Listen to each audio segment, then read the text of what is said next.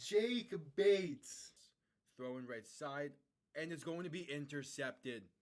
Return past the 15, past the 20, out past the 30. Has space down the sideline. 40, 35, 30. And he is gone. A pick six for Houston.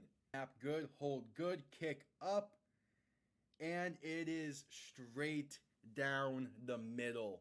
Looking to throw, rolls out right. Throws end zone. Touchdown San Antonio. Cody Latimer alone in the end zone. They take a 1-point lead with 3 seconds left. 52-yarder, left hash for the win. Snap good, hold good, kick up, and it's drilled. Miami escapes week 1 with the win. Jason Sanders is looking to throw. Pass right side, wide open. Touchdown Drake London. Touchdown Drake London. Atlanta has tied this game and are an extra point away from taking the lead. Needing the 12-yard line. Handoff, Robinson left side. And going to be stuffed. A loss of 4, maybe 5 on the play. And with 50 seconds to go, the Chiefs have the ball. And most likely that does it. Ball on the 17.5-yard line. Looking to throw. Stepping up, throwing for the end zone. And caught. Touchdown Green Bay. Dontavian Wicks. 56 seconds to play.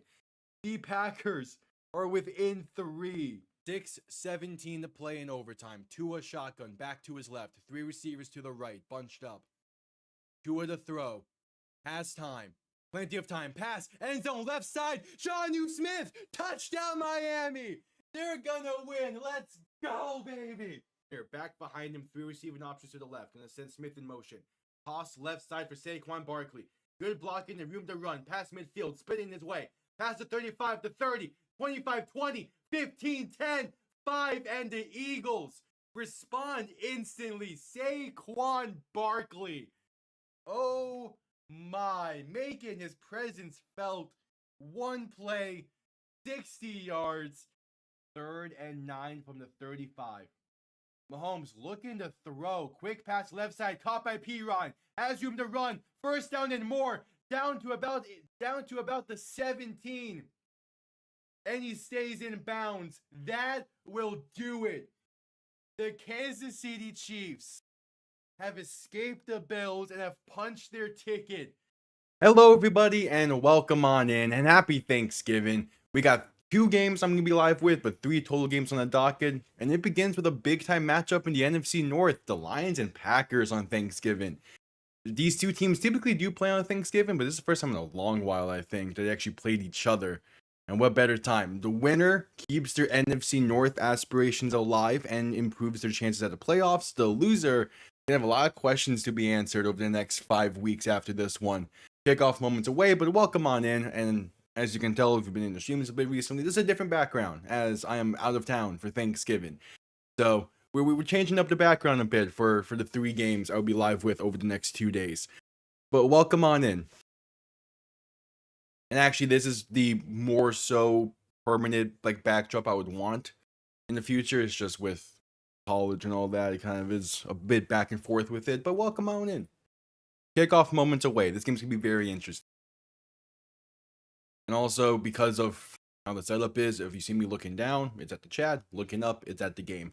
Yeah, welcome on in.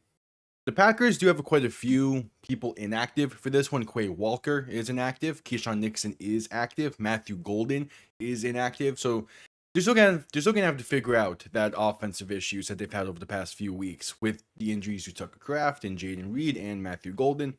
We'll see who steps up tonight or today. We will see. And also, again, I will be live with the Bengals and Ravens over at 8:20 later today as well. Not gonna go live with Chiefs Cowboys. Just don't really feel like it, and also that way I can have a Thanksgiving dinner to some degree. But welcome on in. I think this is probably the game I'm most excited for of the 3 anyway today. Joe Burrow being back for Cincy later on is going to be very interesting to see how they play, but Cincy's defense is just very up in the air, as is a lot of Cincy's team, it feels, over the past year or so. Meanwhile, again, this pretty much goes a long way to deciding the division. I know the Packers still have the Bears to play twice, the Lions have to play them once more. But if the Lions drop both of the games to the Packers, it's going to be a long hill for them to climb up if they're going to, one, make the playoffs, and two, win that division. So I think there's a lot more pressure on the Lions in this one compared to the Packers. As again, the Packers still have a ton of games to play that are a little bit more in their favor. We will see as we await kickoff in this one. We shall see. Not sure what the Lions' injury statuses are looking like. Probably should check that. Daniel Jones has a fibula fracture and he's still trying to play? Oh, the Colts might be screwed.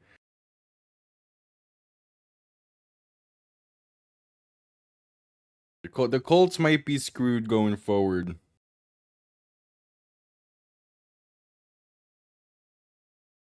All right, Kirby Joseph is inactive for the Lions. Khalif Raymond is inactive. So is Brock Wright. So who is their linebacker unit for today? Sam Laporta, last I checked, is still on IR, and then Brock Wright's inactive. Who do they have at tight end?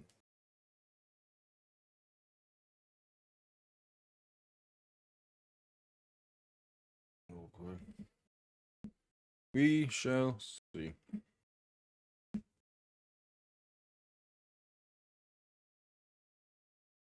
Because if his tight end is not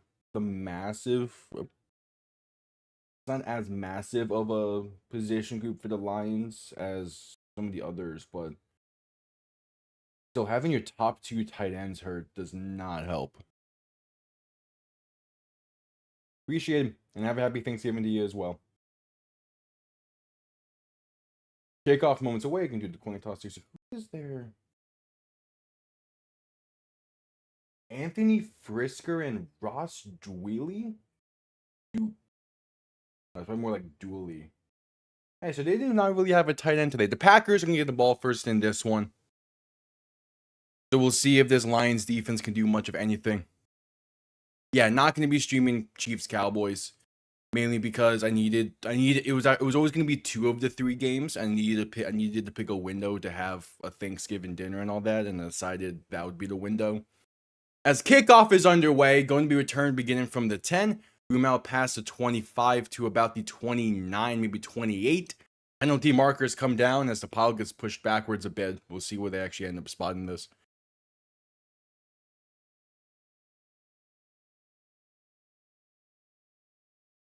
As Jordan Love takes the field. Yes, I will be live tomorrow for Black Friday. Holding against the Packers is the call on the kickoff. So we're going to be starting from backed up inside their own 20. Yeah, it's the full week 13 slate that will be live with is a 7-game slate. 2 today, this one, Ravens, Bengals. Tomorrow, Black Friday, before the Eagles and Bears. 3 games Sunday, beginning with Dolphins, Saints at 1 o'clock. Bills, Steelers at 4, and the Sunday night football between the Broncos, Commanders. And then Monday night, I'll be live for Giants and Patriots. So it's going to be pretty hefty week 13, but it's going to be fun all the same. And Ford Field's already getting loud. All right, Love under center, back behind him. 3 receiving options to the right. Ball on their own 17-yard line after the penalty. First play of the game, going to be a toss right side for Josh Jacobs. He has space to about the 20 before being stood up. Yes, happy Thanksgiving as well. I got up early today to go play some football with a former teammate of mine. That was fun. Field was a bit crowded, but it was still fun just to get back out there and throw. It's been a while since I've thrown the ball. It was fun. Jacobs Love under center, back behind him. Going to play action and look to throw. Has time, pass right side. Going to be caught past the 35 and down to about the 37, maybe 38 for Christian Watson. We're doing everything for Christmas.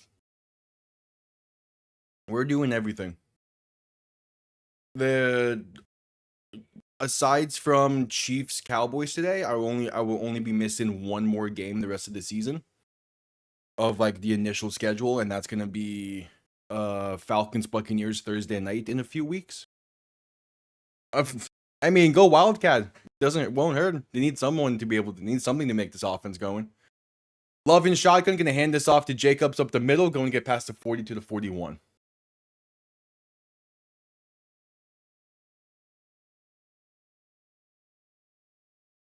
Actually, it would kind of be fun to see the Packers go Wildcat today. They get inside the 5 and just give Jacobs that option.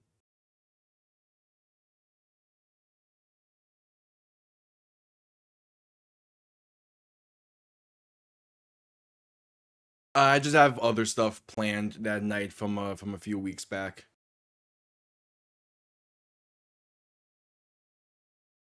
Love in shotgun back to his right. We receive an option to the right as well. Gonna quick throw this right side. Can be caught by Dontavian Wicks as Zoom past the 45 and down to about the 47.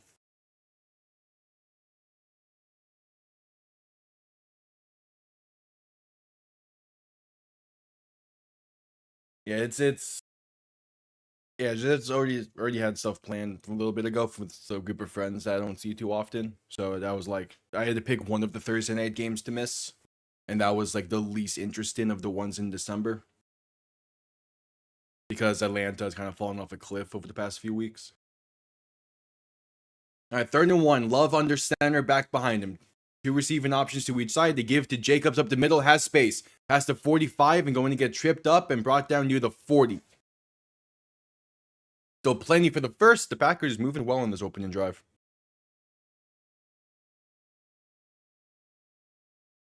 All right.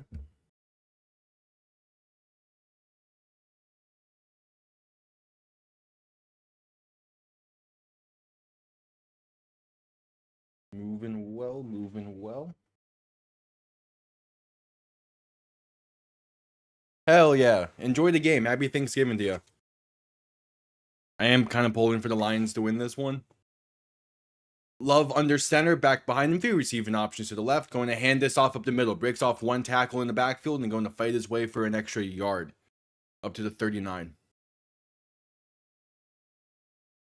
It's kind of, over the past like 2-3 years, kind of become a Thanksgiving tradition the day before to go to the Florida Panthers game. So I was there last night. And tough loss, but it was still a great game. I love going to hockey games. It's been easily some of the best game atmospheres I've been at over the years. Doesn't help that Miami has been great. Love in shotgun, looking to throw in 2nd and 9. Pass left side, gonna be caught along the sideline by Romeo Doubs for just enough for the first. Gets up to roughly, what would that be, the 30-yard line? It is crazy how the Packers tied to the Cowboys earlier in the season is making such a big impact on everything.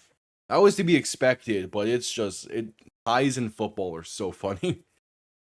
Oh no, they're going to say Dobbs was just short. There's a 3rd and inches coming up. Love under center, back behind him. 3 receiving options to the right. Yeah, it's a 3rd and inches. Hand off up the middle, and that's going to be plenty enough room for Emmanuel Wilson battling through the pile to about the 27. All right. Yeah, great opening drive. We're crossing the 5-minute mark on this opening drive. Just under 10 minutes to play in the first.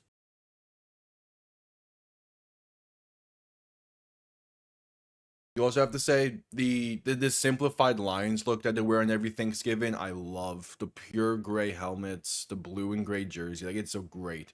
This and the Cowboys throwbacks that they wear are some of the best uniforms. Love play action, looking to throw in 1st and 10. Has plenty of time. Gonna step to his right. Makes 1-man miss, trying to buy even more time. Throwing right side. It's short-armed and incomplete. Had a wide open Bo Melton. Probably would have been 6. Instead, it's 2nd and 10 with 9:26 to play in the first.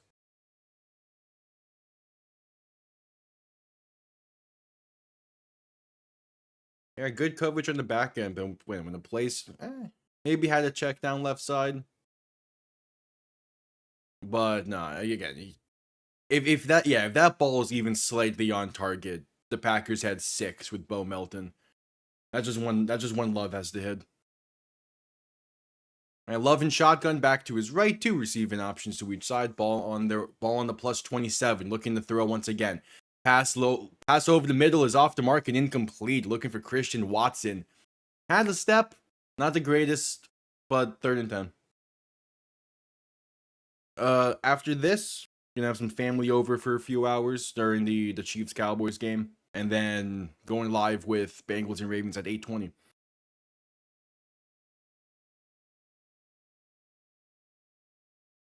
Yeah, most of the Thanksgiving plans is more so like an entire week thing, especially with college and everything and being back in town. We'll have it on in the background and we'll watch it, but it won't be like the main focus.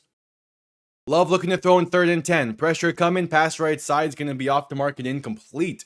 Basically a throwaway there, and the Packers drive stalls out after getting inside the 30.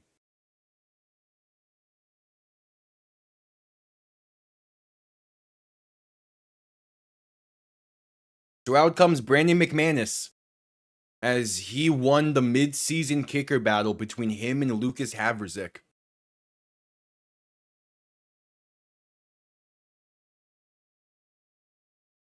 So a 45-yard kick, the ball on the left hash, to give the Packers the early lead with 9:15 to play in the first. It is up, and it is good. All right. I just realized I never changed the possession. That's fun. All right, I didn't do a commercial break.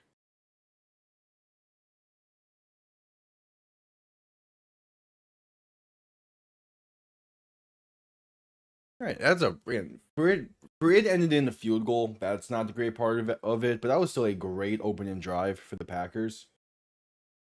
I mean, 12 plays, just under 6 minutes. You'll take that. Because at some point you're gonna find the end zone with the drive like that. You had the wide open pass to Melton that Love barely missed.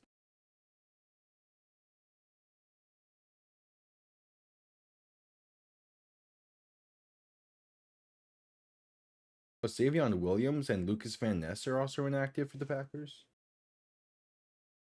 Okay.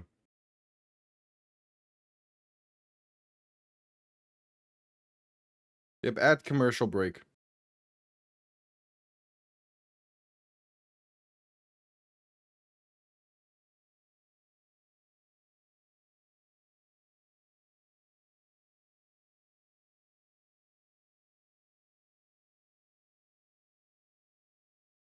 Daniel Jones playing through a lower leg injury. That's gonna put the Colts season in jeopardy because they're nowhere near. They don't have anywhere near enough wins to clinch anything yet. I mean, if he's playing through it, they should be able to get another win or two, but that's risking a lot. Because they do not have an easy game left on this schedule. All right, we'll see. The Colts are going to be a team to watch going forward. There is a possibility they lose out, which is crazy. Though, I guess it doesn't really matter. CJ Stroud is still in concussion protocol as of today. But Davis Mills has been playing well enough for Houston to where I think they're fine for another week or two.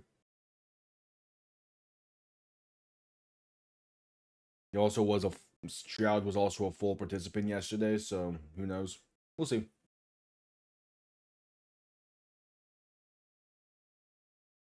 All right, just getting back from commercial break.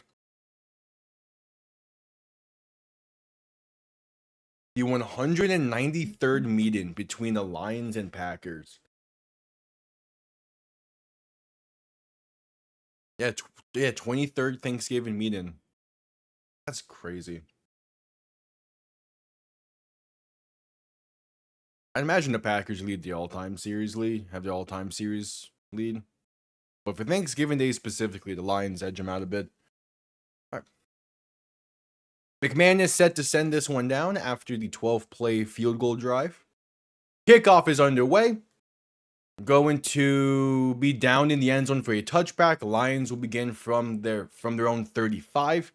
Throughout comes Jared Goff and this Lions offense, who at times this season has been playing decently well, but it's been a bit up in the air as a whole.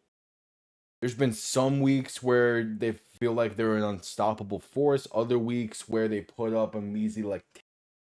So we'll see, going against this Packers defense that in the first meeting held them pretty well. Goff under center, back behind him, 3 receivers to the right. The issue is you're missing your top 2 tight ends in this matchup. First play for the Lions. Goff trips and going to hand this off up the middle to Gibbs still for only about a yard or 2. Not a good omen for the Lions to have Goff be tripping like that on the opening play.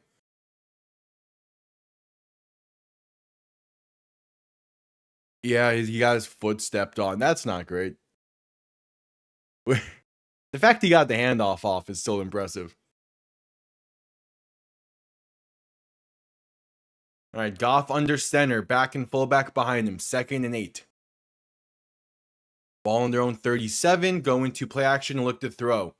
Goff stepping left, passing left, it's off the mark and incomplete. Looking for Jameson Williams.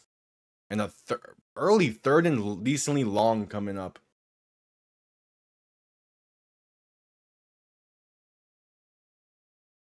So yeah, the Lions are on their backup center right now, though I'm willing to say they're on their 3rd string center. As announced yesterday that Frank Ragnow is gonna be coming back and joining this Lions team out of retirement. So he's pretty much their starting center. Goff looking to throw in 3rd and 8. Pressure comes quick and the ball's loose. They're ruling out a fumble. And now they're ruling it incomplete. If it is ruled a fumble, it's a recovery by Micah Parsons.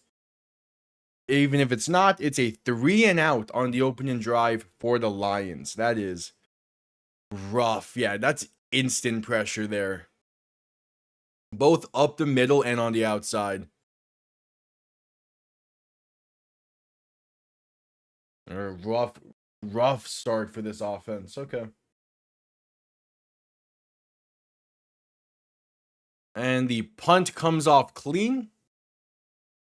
Going to be fair caught at the 17-yard line, just about.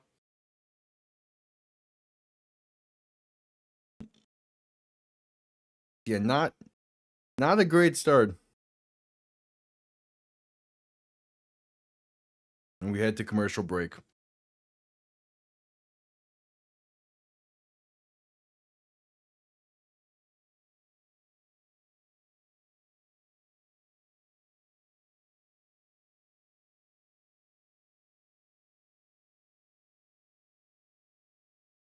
Yeah, that's a pretty bad start for this Lions team. I see if the defense can hold strong for another drive and give the offense a chance, but don't the Lions have like a middling record on Thanksgiving? I don't remember that. Because like that window, the like 4 o'clock till 8, that's when a lot of people have Thanksgiving dinner. Because like I would say the average household probably eats dinner by 6 or 7. So it's just like it's middle of stuff. And that's fine. I mean, that's fine. The Cowboys always wanted it to where all eyes are on them. So having their games be played during Thanksgiving dinner is what they want.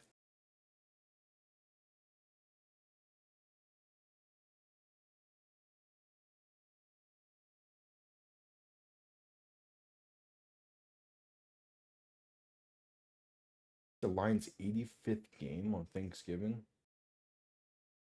Yeah, the Lions' all-time record on Thanksgiving is 38, 45, and 2.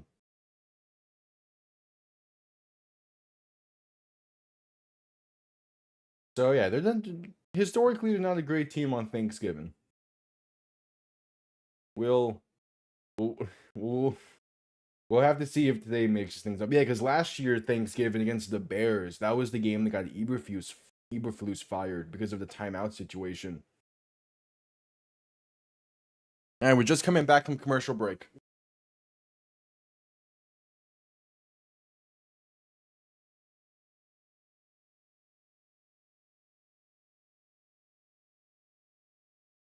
Are they? Talking about John Madden. Okay.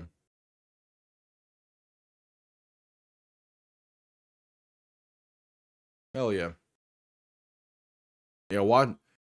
There is always something special about going to a game and experiencing it there. Obviously, depending on the matchup and all that. Happy Thanksgiving.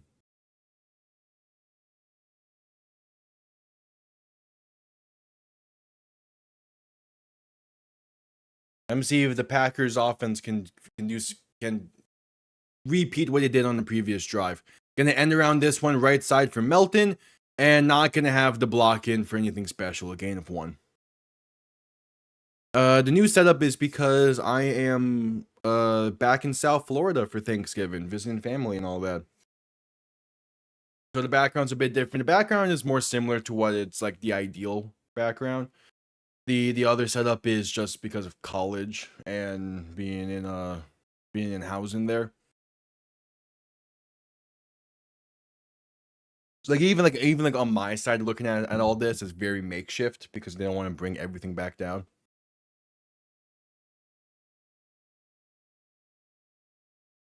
All right, Love and shotgun back to his right, 2 receiving options to each side. Going to be looking to throw in 2nd and 9. Pass left side is going to be incomplete. Dangerous throw towards Ontavian Wicks. Pretty much into double coverage there in a 3rd and 9 coming up.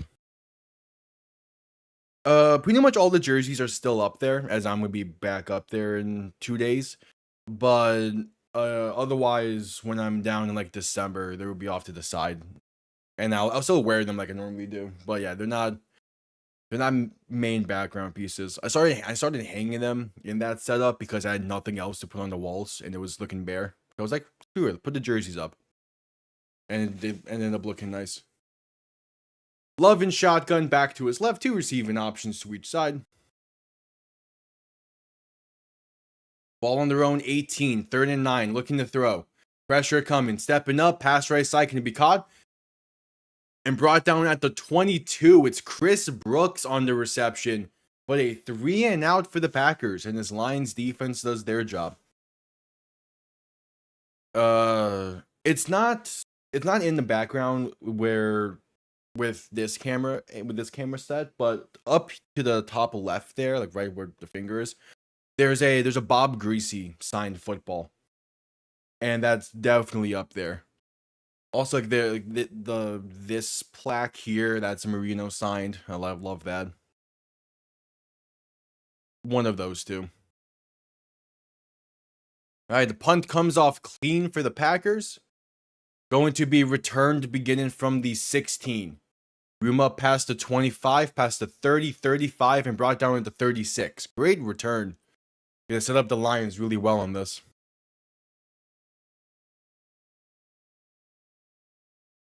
Thankful for my family for allowing me to be live right now on Thanksgiving. They organized and set everything up to where I can be able to do this, and we have the time to be able to do the 2 live games, and also just the amount of support they've given me. So definitely them. Because like last year, part of me wanted to do Thanksgiving streams as well, but it was not going to work out with Miami playing on Thanksgiving. But this year, this year, thankfully, I'm able to be live right now because I knew that this game and Bengals Ravens were 2 games I would want to be live for.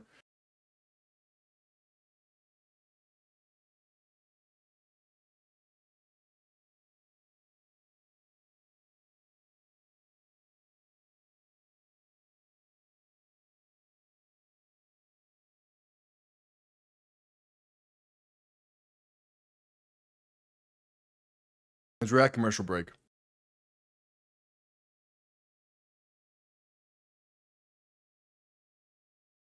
Why do I not remember? So I still have the Lions Thanksgiving history on my other laptop here. I do not remember the Lions playing the Patriots on Thanksgiving. Back in 20, I do not remember that game.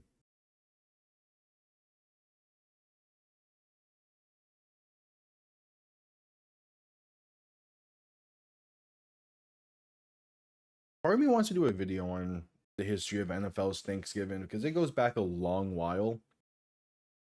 And it's a very interesting tidbit, especially with like the fact the Lions and the Cowboys always play. We'll see. December's always going to be spent making a lot of videos for the offseason. Get ahead on that. As well as setting stuff up for next year's streams. Because I have an idea for that I'm going to need to spend about all of December working on.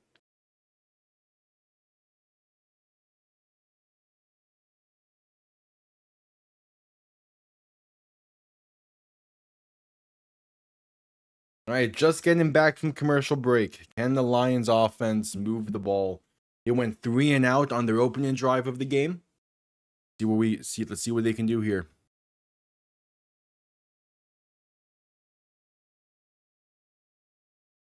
Dan Campbell wearing the glasses it's great. All right, Goff under center, back behind him, 2 receiving options to each side. Ball on their own 37. Handoff up the middle, and there's going to be space bouncing out right side, past the 40 into the 44. All right, Jahmyr Gibbs on the carry. Sets up the Lions for a 2nd and 3. Oh, I'm not St. Brown slow to get up afterwards. Ooh, that's a tough one. What? Oh, he got rolled up on. Ugh. And he got rolled up on by, I want to say the left guard, as there was a pulling going on there. It might have been right. Either way, yeah, getting rolled up on by your own teammate, not the best experience. We're heading back to a commercial break for the injury timeout. But the Lions are already dealing with a ton of injuries to their offense. Now having St. Brown go down, that's gonna be they're gonna have to figure something out there. Again, they're already missing Laporta, they're missing Brock Wright, they're already missing Khalif Raymond. And they're down to basically their 3rd center.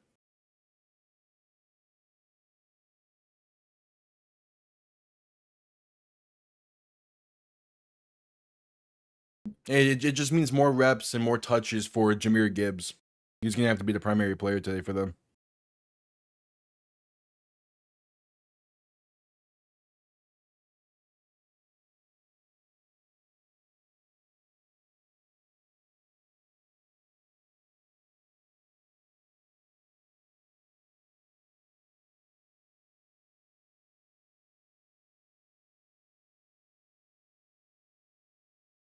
We will see, and hopefully the St. Brown injury isn't anything massive. Yeah, St. Brown being down, it's not the greatest. They're already dealing with quite a few injuries to that offense. Yeah.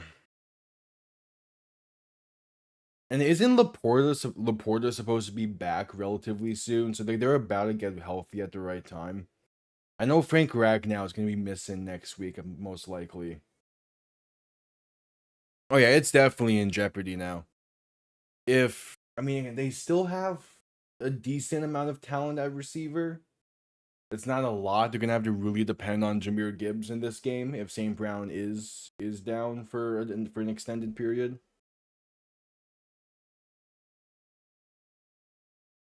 So like it's gonna their offense is gonna change after this for sure. Oh, he's going straight to the locker room. Ooh.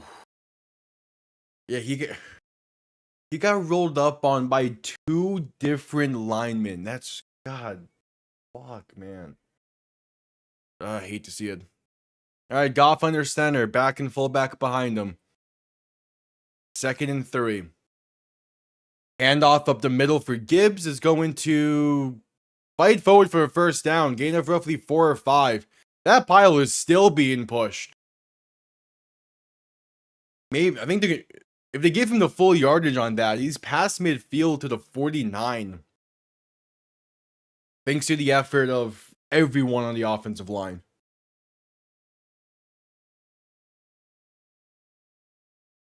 That's again, like, the pile pushes like that are great, but those are stuff that you're gonna have to sacrifice if you want the tush push to not be as big of a staple. All right, Goff under center, back behind him. 3 receiving options to the right. Play clock winding down. 1st and 10 on past midfield.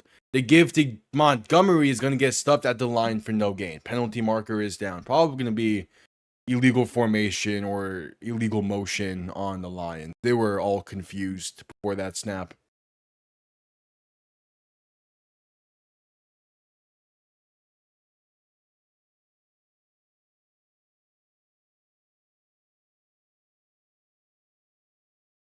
We'll see. Refs are discussing. Yeah, illegal formation on Detroit. So 5 yards on 5 yards replay first. Oh yeah, that was. I never get. I mean, with it being the first quarter, I get it. I get letting the play run like that, but I never understand when there's clear confusion before a snap and you're already low into the play clock. Why not just call a timeout? Like the Steelers in their Bears game on Sunday, like that illegal formation that cost them the game is one that's just like, come on. All right, toss left side on 1st and 15 is gonna lose about a yard there for David Montgomery. Good pass, good run defense there from the Packers. It's weird. It's like the first time in a while I don't have a mouse right next to me because I'm on 2 laptops for this. I'm like instinctively reaching for a mouse to then look through like the rosters and stuff and just not there. All right, Goff and shotgun back to his left. 3 receivers to the right. 2nd and 15. Gonna look to throw once again. Pressure coming. Pass right side. Off the mark and incomplete. Looking for Jameson Williams. Just well off the mark. 3rd and 15 coming up. Goff has yet to complete a pass today. And now they're in an obvious passing down. Yeah, that's just a bad throw. Which I get, I get. But when you're already dealing with a lack of talent at receiver because a lot of your receiving talent is hurt, your throws need to be better. Looking to throw in 3rd and 15. Pressure coming, sacked. Back at the 40. Micah Parsons. The first in the backfield. And this Packers defense.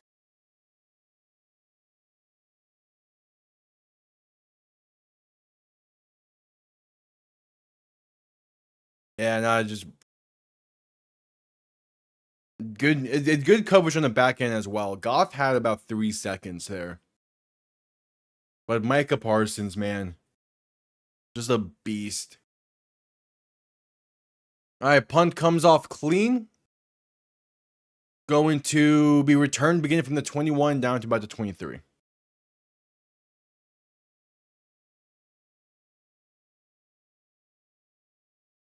Yeah, that the established date is right. The established date is right. It was 6 seasons after, and a lot of it is Miami's early years, pretty much the 60s. They were not a great team.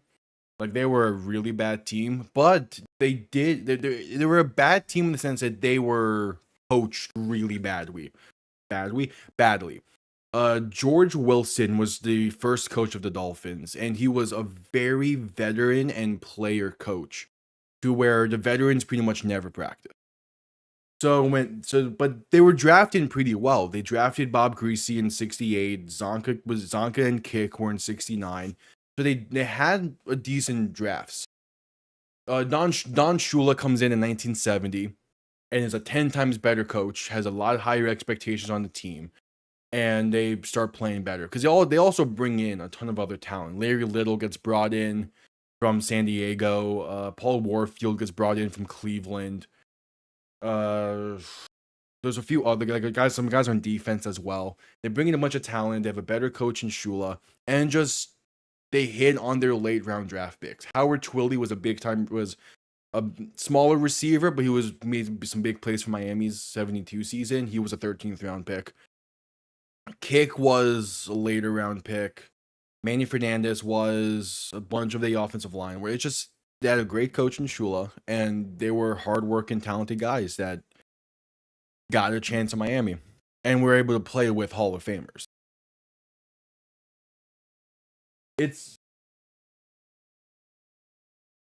I have a few books over there that talk about it. Zonka's memoir talks a bit about Shula and how bigger the expectations were. There's a book over there that's But We Were 17-0 that interviews pretty much every player and talks about it. The other thing was somebody who does not get talked about a lot for that 72 season is backup Earl Morrell. He played like half the season and was great. Did his job, had Miami in a bunch of games, let the defense work. And when everyone talks about 72, everyone focuses on Zonka, on Greasy, on Little, on Mercury Morris, and on Kick. So they focus on the offense, but the defense was incredible, and it does not get talked about enough. Love play action, looking to throw, rolling to his right to buy some time. Throwing right, going to be incomplete through the hands of Christian Watson.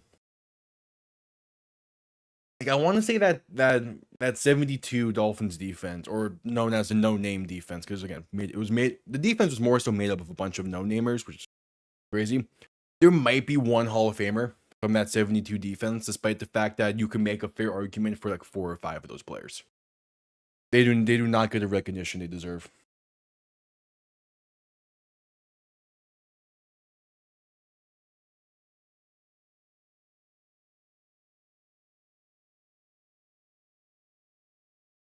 Love and shotgun back to his right, 2 receiving options to each side. Then the play action and look to throw. Pass over the middle, caught by Jacobs. Going to get to about the 31 before being brought down. 3rd and 2 coming up.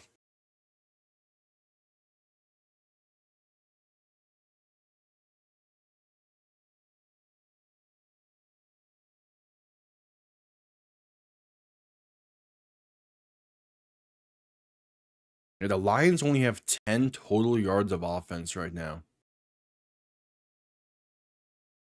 I say -6 passing yards. God damn.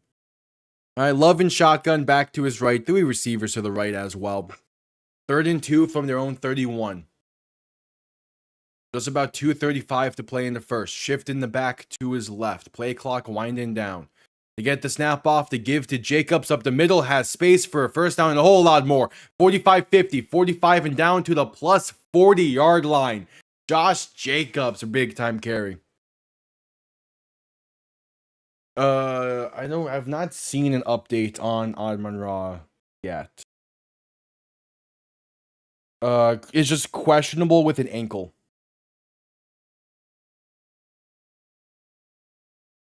So we'll probably find out more next commercial. Yeah, as it's currently, he's questionable.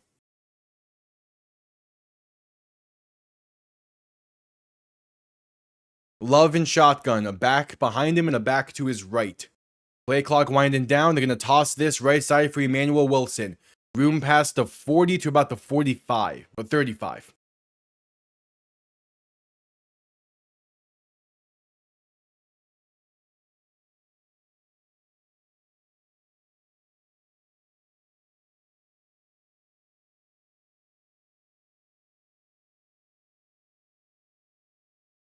All right, 1:20 to play in the first quarter. Packers haven't looked fantastic in this, but their defense is a great unit.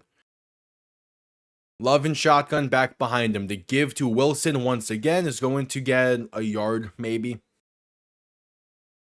One more play is going to be needed for the first quarter.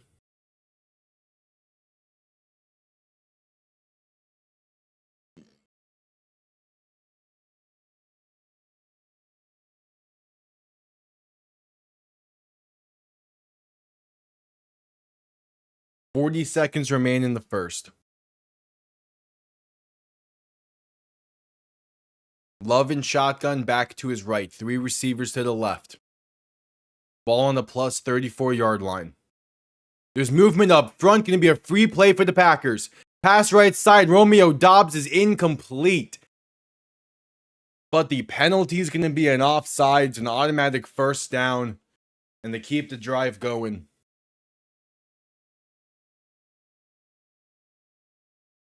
Good hard count to get movement up front. To be able to get movement like that on the road, yeah, that's a talent there that not a lot of quarterbacks have.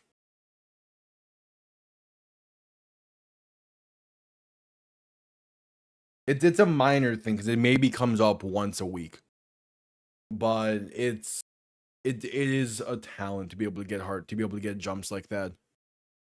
Love under center, back behind him. 2 receiving options to each side. Possibly the final play of the first quarter. Ball on the plus 29. They give right side to Josh Jacobs. Makes one man miss, but brought down shortly thereafter. Going to be a loss of 2 or 3. Probably more so 2. It's Alex Anzalone meeting him in the backfield to finally bring him down. And that's the end of the first quarter. 15 minutes in the books. Lions with a 3-0 lead thanks to the opening drive 45-yard field goal. It's been all defense since then. I picked the Lions in this one, and I still feel fine about it because it's early on. I picked the Chiefs in their game, then I picked the Ravens for the nightcap. Part of it is with Baltimore. Part of it is I kind of need them to win the division after Miami lost to them.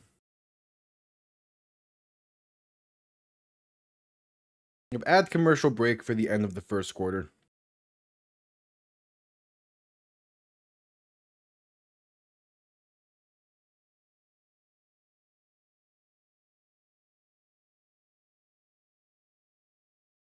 I still don't trust the Cowboys defense. And it's probably, and this would be the week for them to earn my trust, is if they can handle that Chiefs offense. Which, yeah, the Chiefs offense hasn't been anything too special this year, but it is still an offense that if you give an inch, they'll take a mile. And if the Cowboys defense can hold them in relative check, I will gain some confidence in them the rest of the way. I think the Cowboys defense have looked fine since the trade deadline. It's just I need them to have a legitimate good game against a top team. And giving up 21 in 20 minutes to Philly kind of hurt their chances last week in doing that. I'm sure their rankings have improved since early on in the season. It's just I need to see it.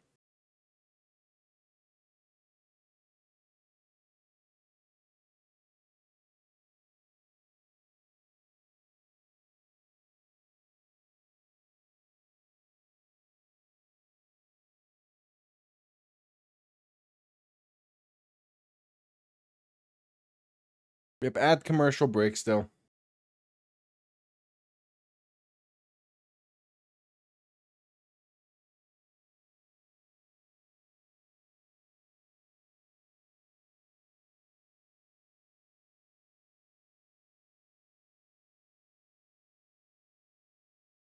Good look at Comerica Park as we're just getting back from commercial break.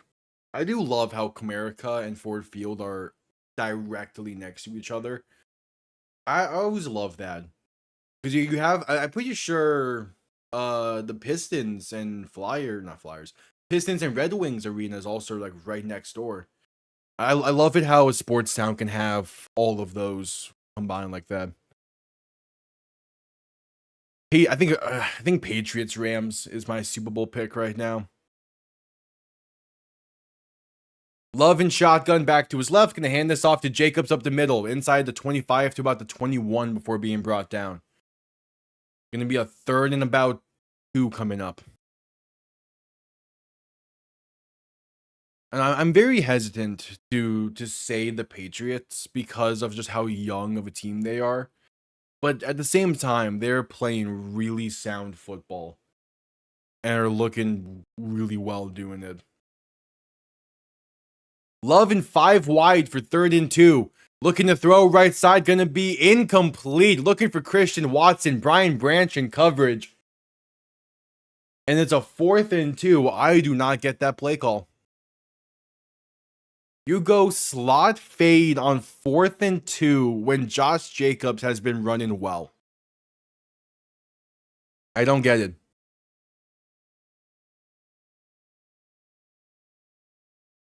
I guess the idea is you're going to go for it here. That would have to be it.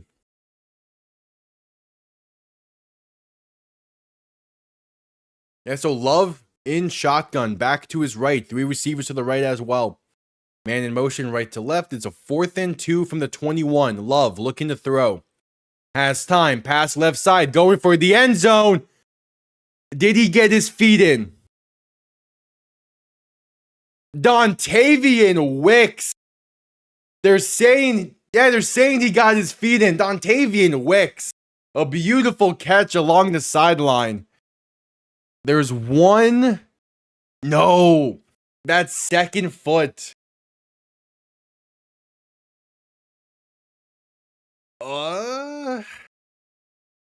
When are they saying he gets possession? Also, his leg bent kind of weirdly there. They're gonna look at this. Every scoring play is reviewed. The question is, when does he get possession? Like, they're not stopping it where I want them to stop it. Does he? If he has possession when I think they're gonna say he does, he gets that right foot is already touching down, and then he gets the left foot in. That's still a great catch from Dontavian Wicks along the sideline. I don't like the throw, but it worked, and yeah, the play stands. I don't like the throw, but it worked. Extra point is up and right down the middle. 10-point Packer lead.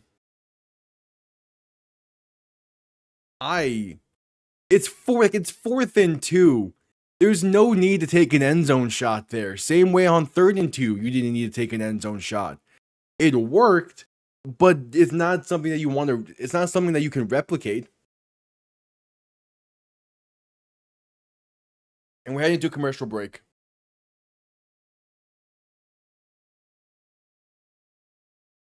Yeah, that is simply just it worked, but don't do it again type of thing.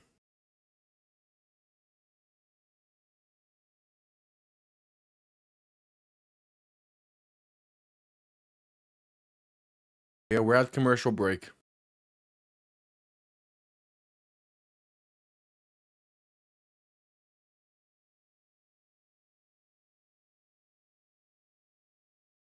It is a beautiful throw. Again, it is a great throw. But it gets helped by the fact that the safety purely goes for the Dontavian Wicks. He doesn't go for the ball at all. If he did, he can get a hand on that. Second, the corner, who I believe is Brian Branch, he lets up about 5 yards too early.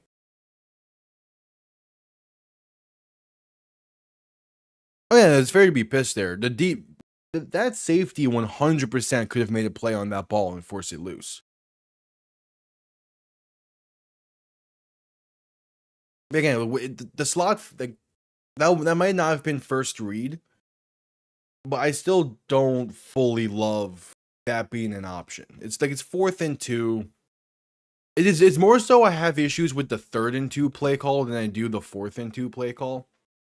Because at least with the 4th and 2 play call, you know that there are other options there. the 3rd-and-2 one, that's a play call where you want him to throw the slot fade 9 times out of 10.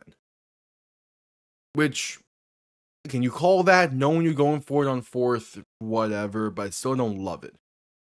Especially when the ground game was working as well as it has. Just run the ball on 3rd down. If you don't get it, then just call that.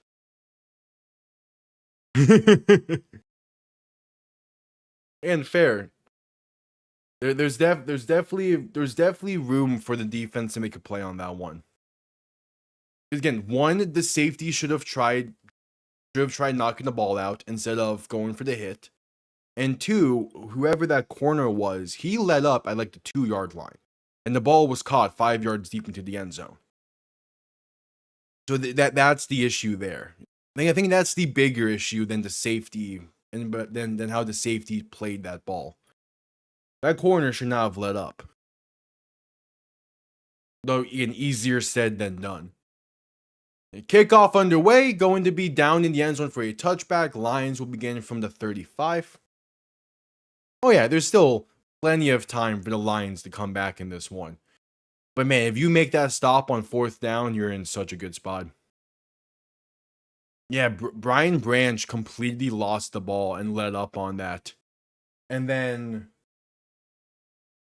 the safety, I'm going to assume, is Thomas Harper in relief of Kirby Joseph. He played the chest instead of playing the ball. Just tough. Goff under center, back and fullback behind him. 2 receiving options to the right, 1 to the left. Going to give this up the middle to Jahmyr Gibbs, and that's only a gain of a yard.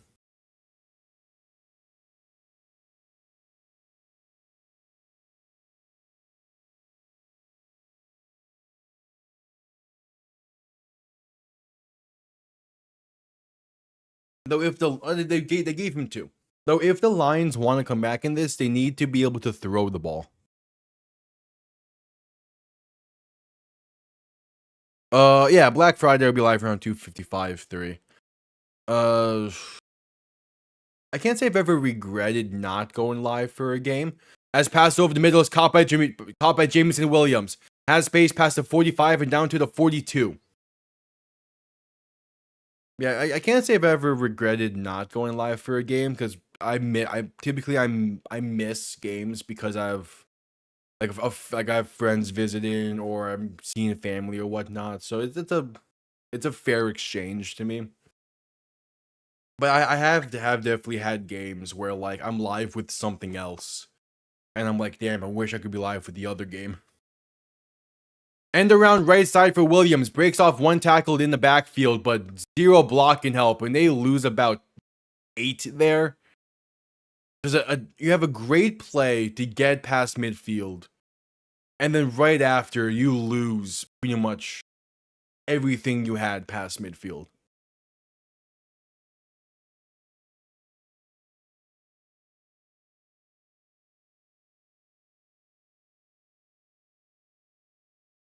Yes, hitting a loss of 5. Goff under center, back and fullback behind the man in motion left to right. Going to hand this off left side for Gibbs. He has some space past the 40, past the 35, breaking tackles past the 30, and down to the 28.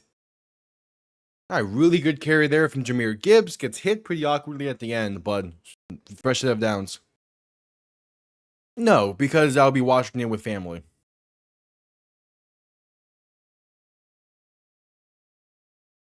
And like experiencing that's going to be better. Like there was a point last year where like Miami was like going for the playoffs before like Tua got hurt and all that at the end, where I was actively like, if Miami makes the playoffs and set themselves up for a good run and everything, I'm not going to go live and I'll be back down south to watch with my dad.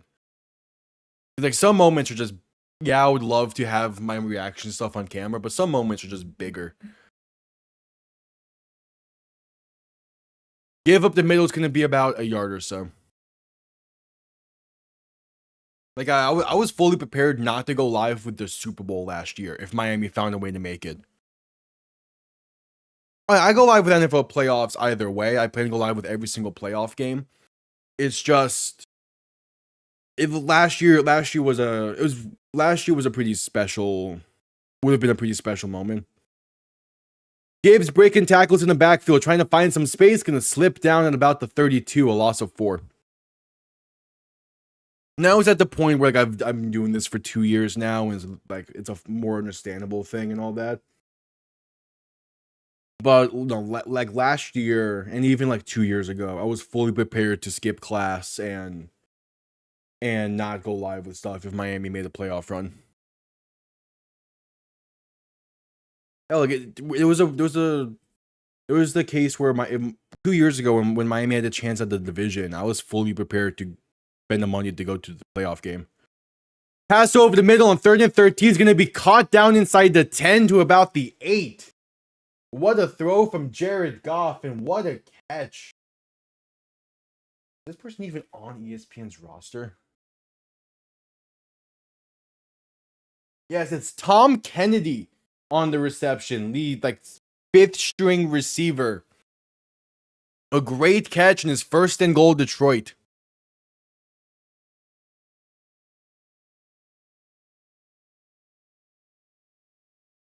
Under 10 minutes to play in the first half. Goff under center, back behind him.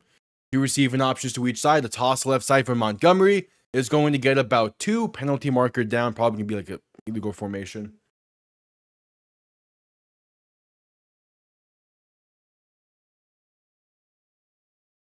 Yeah, legal formation on Detroit. Like there was last year, like during my first season calling the UFL last year, I want to say it was either a late season big matchup or it was a conference championship game. I straight up said, you know what, I'm gonna miss this because I want to go to Game 6 for the Florida Panthers instead, and I do not regret that at all. Game 6, one of my favorite in-person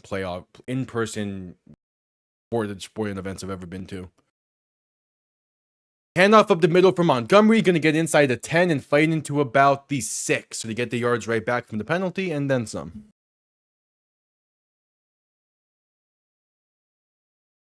The bottom line is everything in terms of like what games I go live with, if I go live with games and all that, everything is calculated.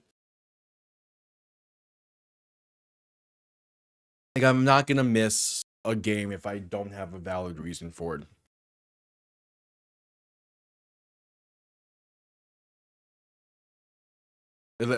Especially if I think the game is going to be a good game, yeah, I'm going to go live with it more often than not. Handoff right side for Montgomery, going to get inside the 5 to about the 3. I have definitely regretted going live with a game. In fact, this was like first year, like it was just last year during the UFL season, so it was my first actual season of doing this. I went live with a game between Houston and Memphis, and I straight up said, I straight up at halftime was like, I need to end stream, I can't do this. I was not in the right mindset for it. The game was not helping at all. It was a pretty bad game. I just said, screw it, I'm gonna stop and recoup. Lions going to Wildcat. Montgomery taking the snap. He's going to fight forward, and he is in. The Lions are finally on the board. They cut into this deficit thanks to David Montgomery from 6 yards out.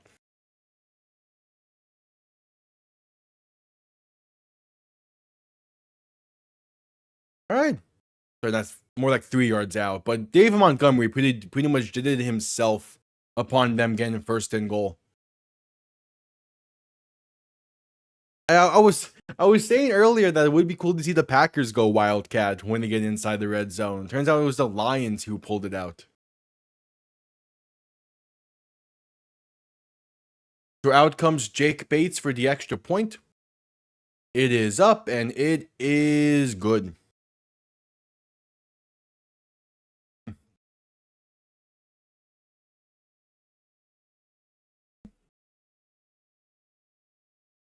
I can't say for the NFL that there's been a game I've regretted doing, mainly because if there is a bad NFL game that I'm live with, it's more often than not, it's a primetime game and don't have a choice.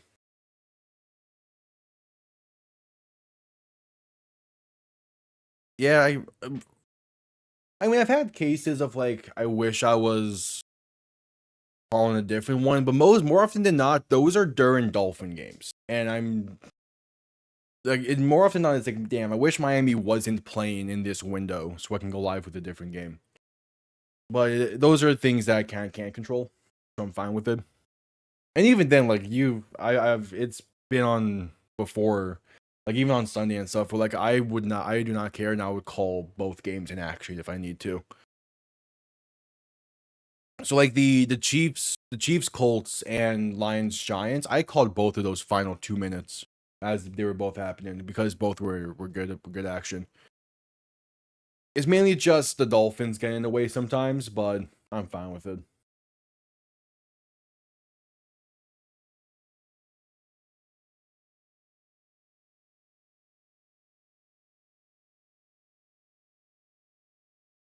As we're at commercial break.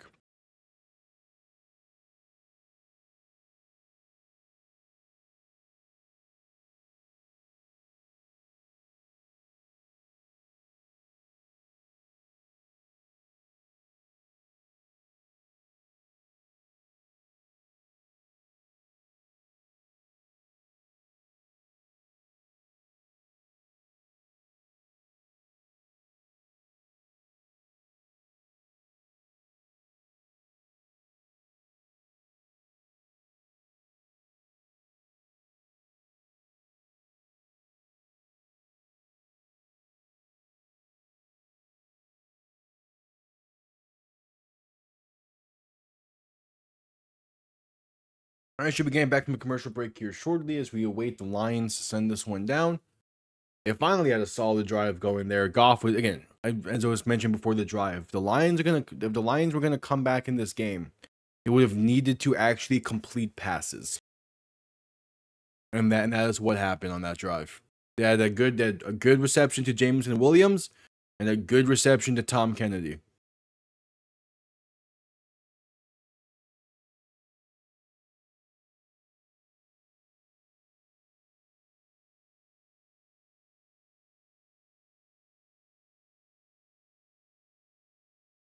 That was Tom Kennedy's first catch since 2023. Damn.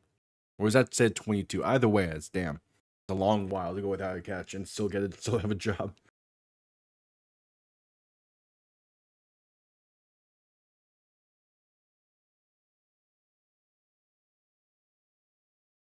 I need to look through the schedules for that because I don't remember off the top of my head. Kickoff return past the 25 to about the 29, maybe the 30.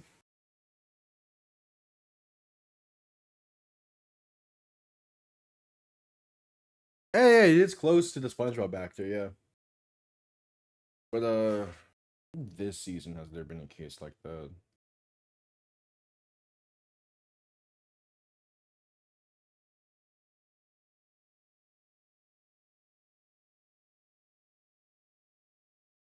None last week.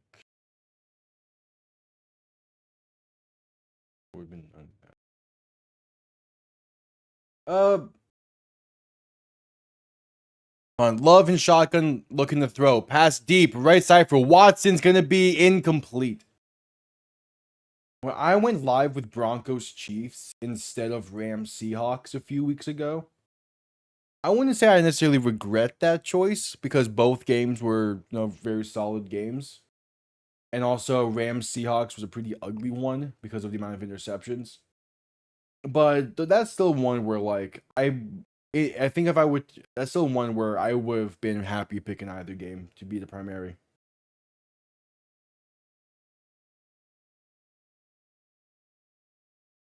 Love and shotgun back to his left, looking to throw in 2nd and 10. Pass right side, going to be caught past the 35 to about the 37.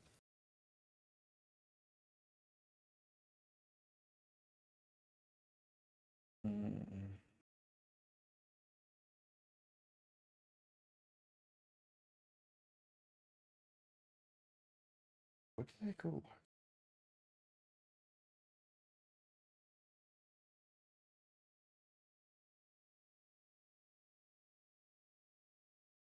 No, okay. The actual answer, look after this play. 3rd and 3. Love and shotgun back to his left. 3 receivers to the left as well. Man in motion, left to right. Love looking to throw. Quick pass right side, going to be caught by Christian Watson. And they say he got his feet in for a gain of 4. Yeah, I went live with Colts Steelers a few weeks back. What was that, week 9? Either Vikings, Lions, or Bears, Bengals would have been better picks. That's one that I would definitely change going back to it. Packers go hurry up. Love looking to throw. Dump off over the middle. Caught by Chris Brooks to about the 46. Going to be a gain of roughly 5.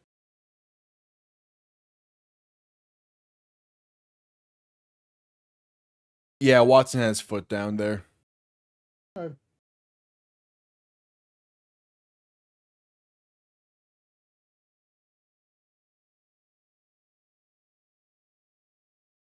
That Cold Steelers game, that was a month ago now. Jeez, it was not really a great game. Neither offense could do much in it. Whereas again, Bears Bengals ended up being a shootout. I would have loved to go live with.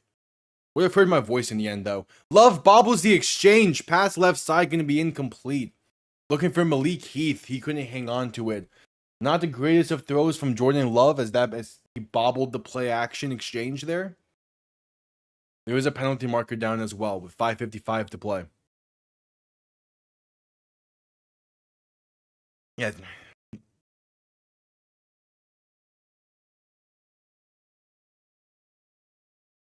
Yeah, just incomplete.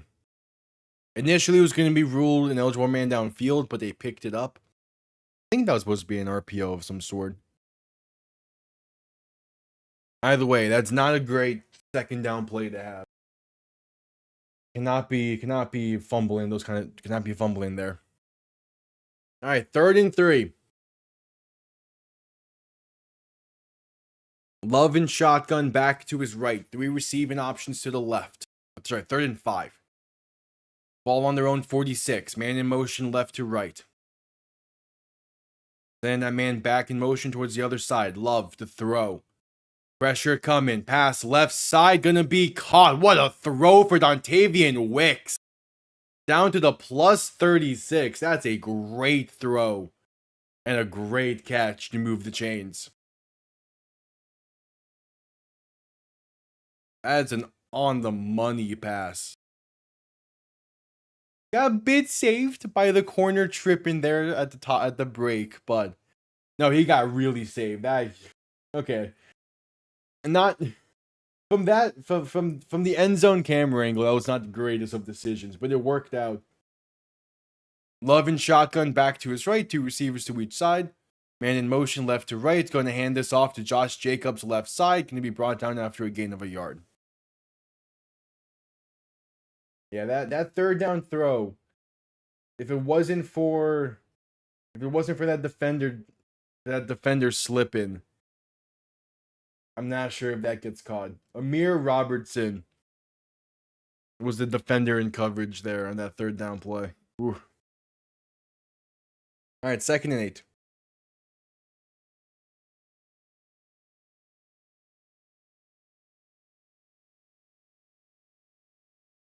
Love under center, back behind him. 2 receiving options to each side. Play action looking to throw. Rolling right, passing right, going to be caught to the 12. Luke Musgrave on the reception. And the Packers are moving. Their offense is clicking. That is a great throw on the run from Jordan Love. Puts it on the money. Yeah, that's a beautiful throw. Yeah, I'll be on for half.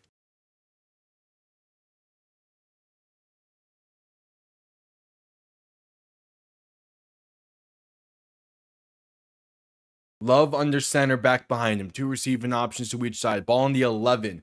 Gonna hand this off left side for Christian Watson on an end around. He's gonna get inside the 10 to about the 8. I'm not sure who they have as the Thanksgiving halftime show today.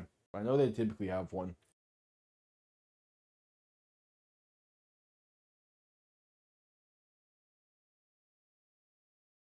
I can look it up. Yeah, I didn't see it either.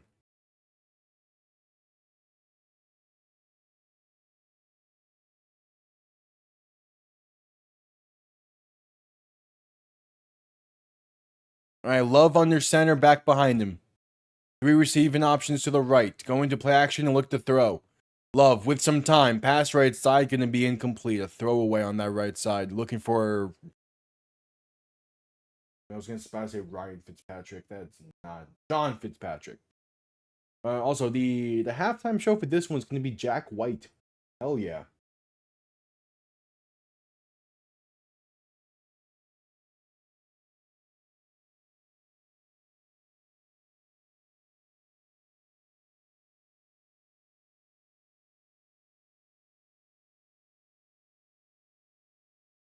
I love in shotgun back to his left. 2 receiving options to each side. No, I wish Ryan Fitzpatrick was still in the NFL. Alright, penalty before the snap.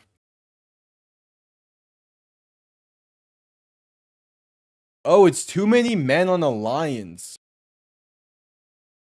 Half the distance to the goal and still 3rd down. It is a shame that Ryan Fitzpatrick never made the playoffs. I would have loved to see how he did in a playoff atmosphere. Jack White. Little Rock and Roll Hall of Fame inductee. Gonna be a pretty solid one. Alright, 3rd and 3 now. Love and shotgun back to his right. 2 receiving options to each side. Going to look to throw. Pressure coming. Love stepping up to avoid it and brought down for maybe only a gain of 1. Aiden Hutchinson on the tackle. And a 4th and roughly 2.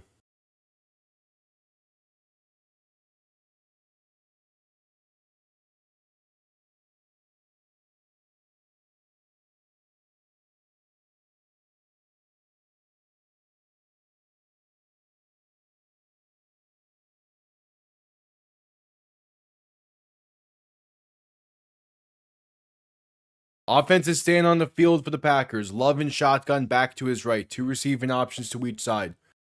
Play clock winding down.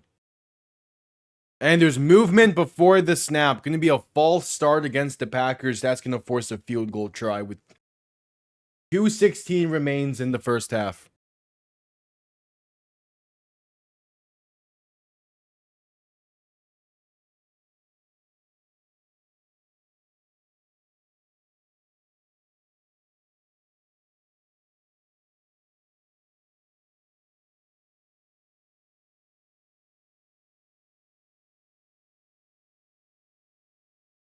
Oh, Green Bay called a timeout before the false start. Okay. I mean, either way, Bobby's going to kick the field goal.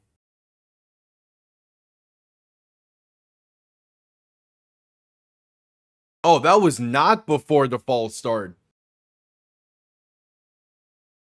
The Packers got saved there. They got saved a bit.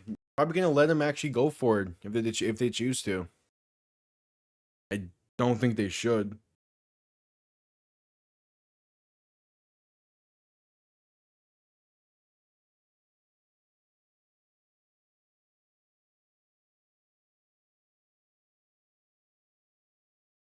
Yeah, no, that false start happened before the timeout. Can the refs retroactively fix that? No, it's 4th and 1. The offense is staying on the field. Wow, Packers got saved.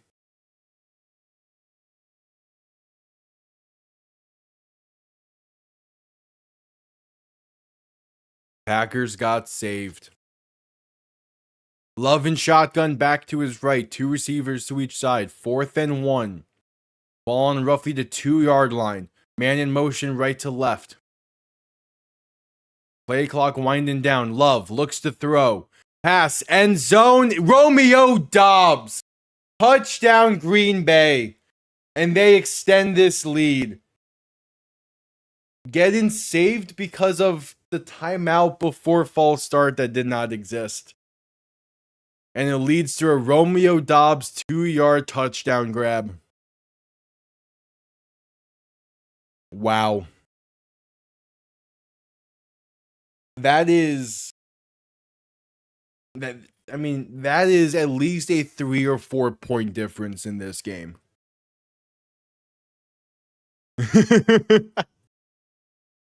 I can only imagine.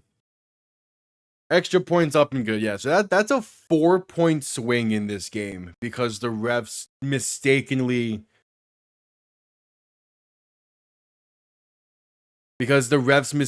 gave the Packers a timeout. Wow.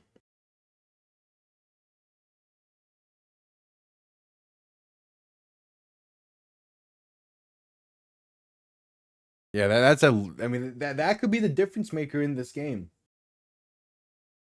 That is crazy.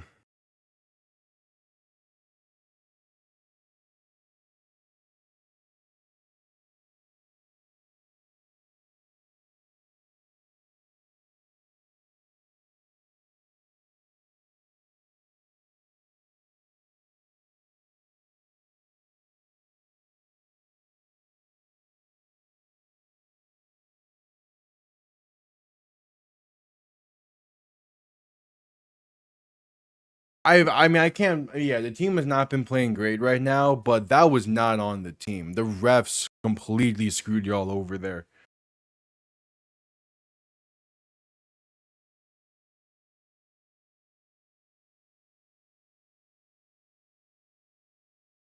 Yeah, the Lions are definitely falling apart with the injuries, but the refs just gifted the Packers 4 points by granting them that timeout. It's the case where like hopefully that does not impact this game, but the fact that that even happened is insane. The Lions do get ball to begin the second half, so if they can just get a field goal out of things.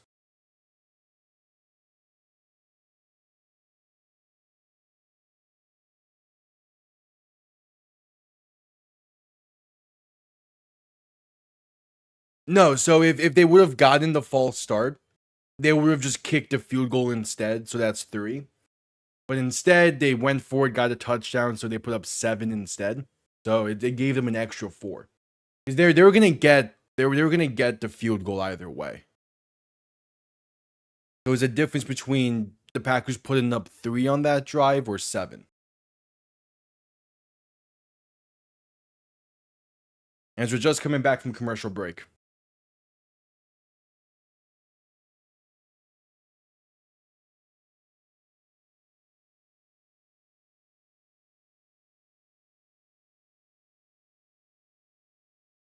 Yeah, LaFleur calls that timeout a solid second or 2 after the false start. That's crazy.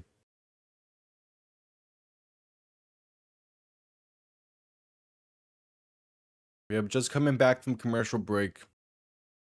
Showcasing Al Davis and the Raiders.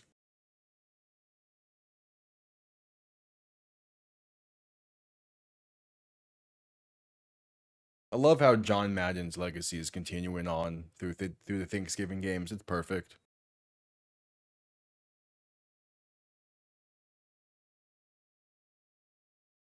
Kickoff going to be returned down. The kickoff down to the end zone for a touchback to begin from 35.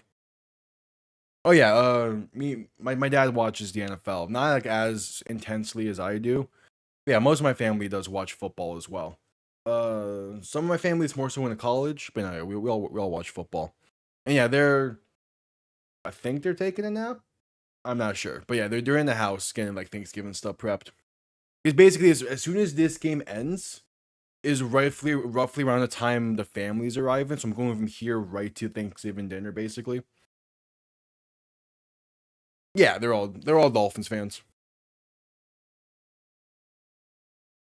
Goff and shotgun gonna hand this off right side for Jahmyr Gibbs. Trying to bounce it left side, breaks off a tackle, breaks a second, but still gonna be brought down at the line of scrimmage for no gain.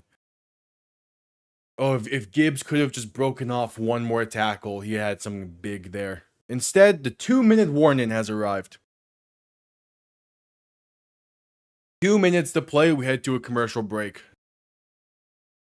And the Lions have a kicker that can get them points before the half as long as they get past the 45.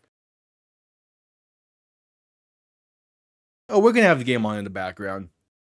We're not like big fans of the Chiefs or Cowboys, but at the end of the day, we do just also like watching football. As we're like I'm a fan of like the NBA and NHL as well. they're not so much. So as long as there's football on, they're fine watching it.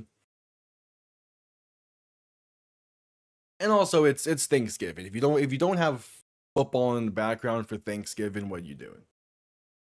That's part of the Thanksgiving tradition at this point.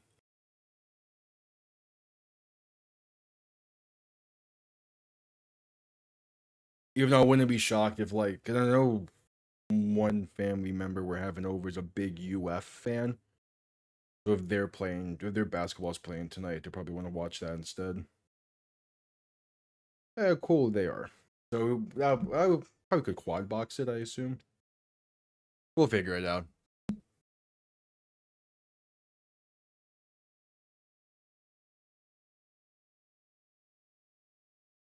At the same time, college basketball is like what 2 hours long or so. So yeah, we'll have Chiefs Cowboys in the background.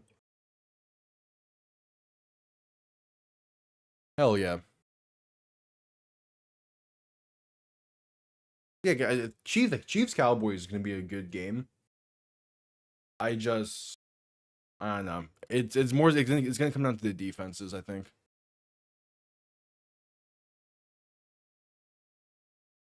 And that Chiefs defense has been a really good unit this year, so I have a little bit more faith in them. Yeah.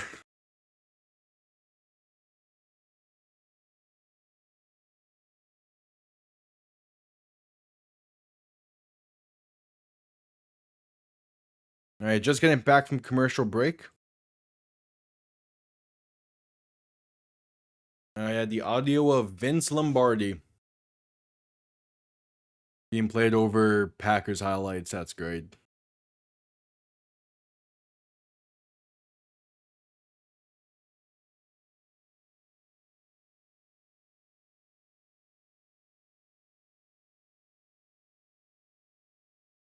All right, 2 minutes to play in the first half.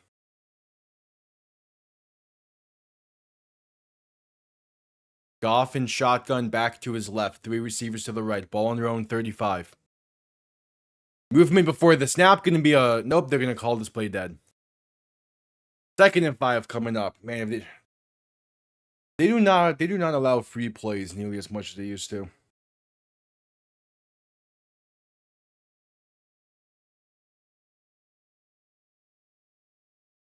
Yep, 2nd and 5. All right, that Eagles collapse.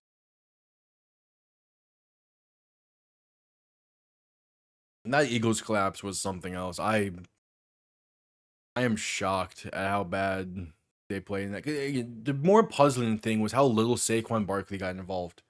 Goff rolling to his right to buy time. Pass back across the middle. Going to be a gain of roughly 4. That is Tom Kennedy once again on the reception. Going to be a 3rd and 1. 1:45 to play in the half.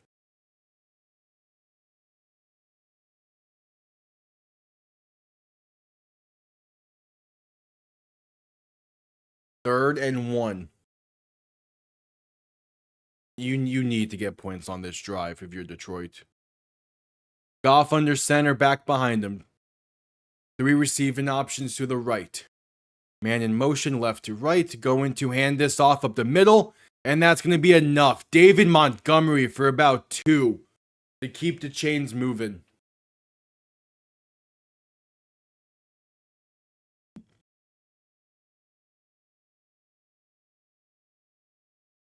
And the Lions will call their first timeout.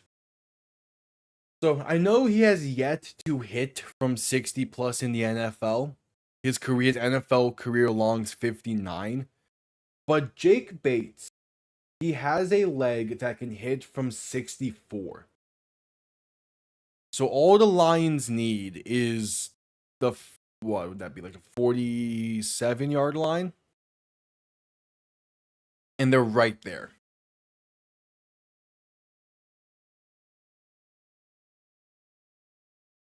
He has the leg on him. Now, the reason why he got one of the bigger reasons he got the job with the Lions after the UFL was because he hit from 64 back to back in week 1 of the UFL 2 years ago. Goff looking to throw. Pass right side, caught by Williams. Breaks off one tackle, gets inside the 30 and down to the 28. We're not going to need to rely on that. I'm not going to need to rely on the 60-plus yarders. Jameson Williams. Him over the middle. You need to play him over the middle better than that. And now the Packers will call their second timeout with 52 seconds. I am really ready for 3 new UFL teams. It's a shame that the Michigan Panthers are not going to be in the league next year. Hopefully they'll be back soon, as they had a great fan base and they were a great team. I mean, they were in the UFL championship game last year. I wish they were back, but I could see the reasoning as to why after watching the Western Michigan Eastern Michigan game on Tuesday night. So I wish they were still there, but yeah, Memphis and San Antonio not being in the league anymore I think it's gonna help. It sucks for those fan bases, but I think it's gonna help the league long term.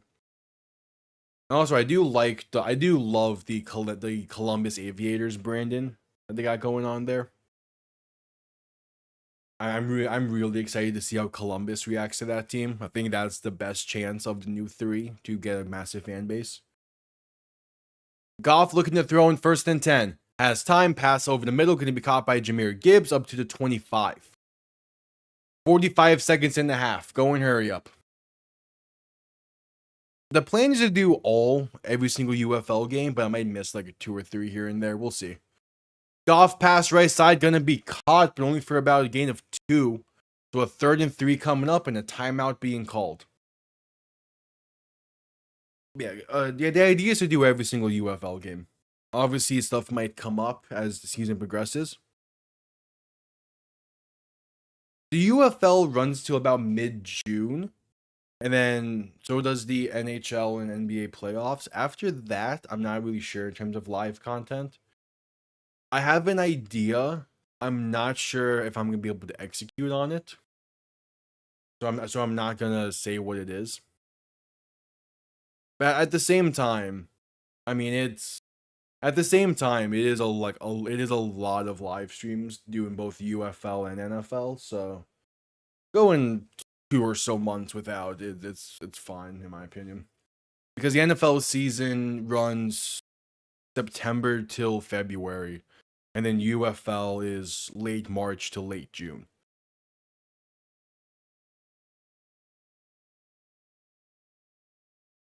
Like, I have an idea, but if I do, the idea is gonna be a lot more laid back and casual style. Pass left side, caught by Williams on 3rd and 3. Can you get the first down and more? The 10-5 and Jameson Williams cuts into this deficit with 25 seconds to play.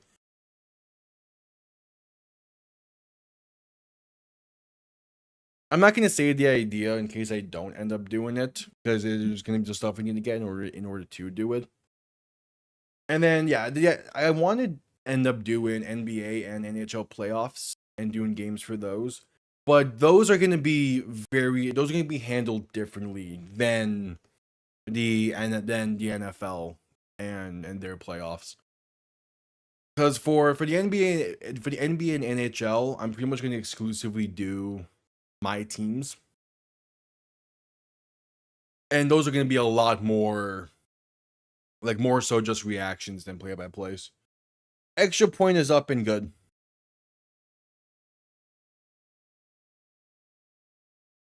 So, like, yeah, for the NBA, we're pretty much going to exclusively do Heat and Knicks. And then the NHL going to exclusively do the Panthers. Because I don't know the leagues as well as I do the NFL to call them all. No, there's going to be a chat. It's pretty much going to be a Q&A with a game on in the background. That's the idea to handle those. Whereas, because like with these, like during the action, like I need to do the play-by-play and stuff. I'm not gonna worry about doing that over in the NBA and NHL.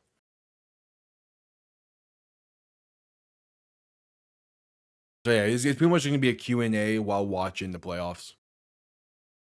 Not gonna be like Brunson passes to Hart, who dishes it to, like, no.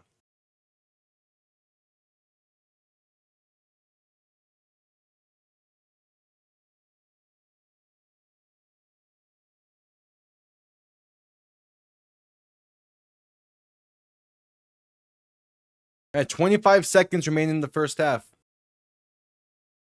Can the Packers do something? I mean, they have a timeout. If they get a good return here, there's a chance.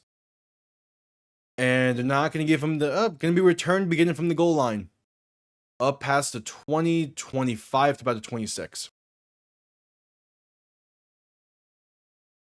Yeah, the idea is to eventually, because also in terms of like the regular season for the NBA and NHL, I want to do a kind of like I wanted to cover those in some way, and the idea is like a weekly Q&A type show. So that's the idea with those. It would be like like either Wednesday night or like Saturday night. I go live and talk about the NHL and NBA with a friend, and we answer questions about it. Or just in general. Love looking to throw in 1st and 10. Pass right side going to be incomplete. Basically a throwaway. Okay, there's ideas for stuff. A lot of it is just still being in school. I'm limited in how much time I have to be able to put towards all this. That's why like December and the summer are when I really go in on making sure like the streams are up to par how I want them. Yeah. All right, now the Packers just gonna need this one to halftime. All right, solid first half of play. The Lions really turned it on in the second quarter, and they get ball to begin the second half, so they have a chance to take the lead. It's gonna be fun. It's gonna be fun.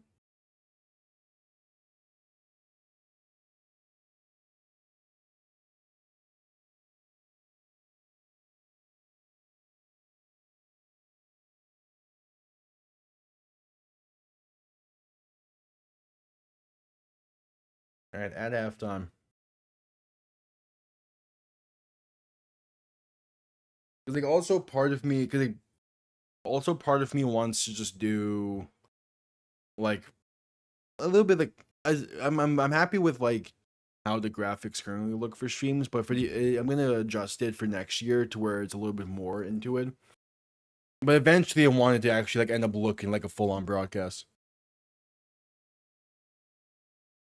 No, I'm always gonna make sure to read chat and to respond to stuff. I'm always gonna make sure to do that because like the point, like what makes these different and what makes these streams fun is the fact that we're essentially just people watching football together and having a conversation while watching. If I'm gonna ignore chat, you might as well just go watch the actual game or find a way to watch the game, either through like a radio broadcast, TV stuff, or whatever. The reason why you would come here is because you had to have the chat in alongside of it.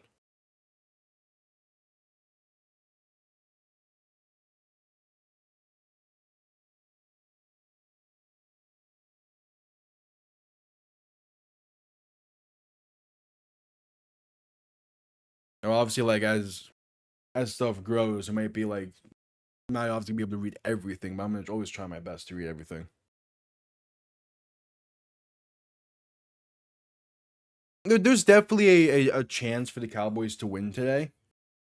I think their offense is gonna need to play really well. The defense, if the defense can play similar to how we did in the second half of last week, I think they're gonna have a really solid chance. It's just that when you play in the Chiefs, you need a full 60 minutes of some of your best football.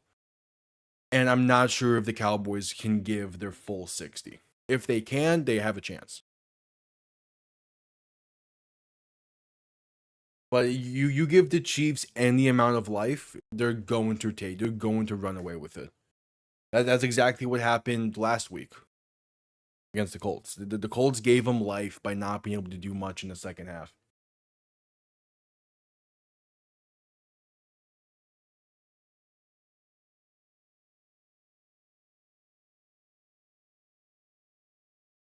At commercial break. Actually, I'm kind of excited for this halftime show. Mainly because I'm interested to see how the Lions handled it. What was it last year where the halftime shows, like the stage was hilariously bad?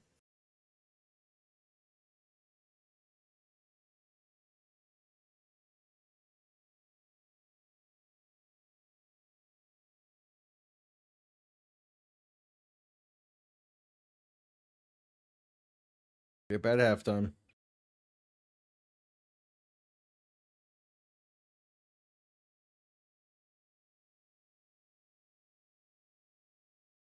Yeah, Micah Parsons already making an impact in this one.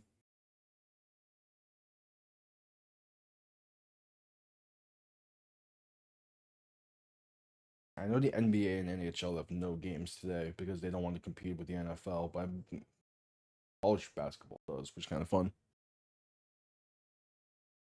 ESPN Analytics is giving the Chiefs a 63% chance to win.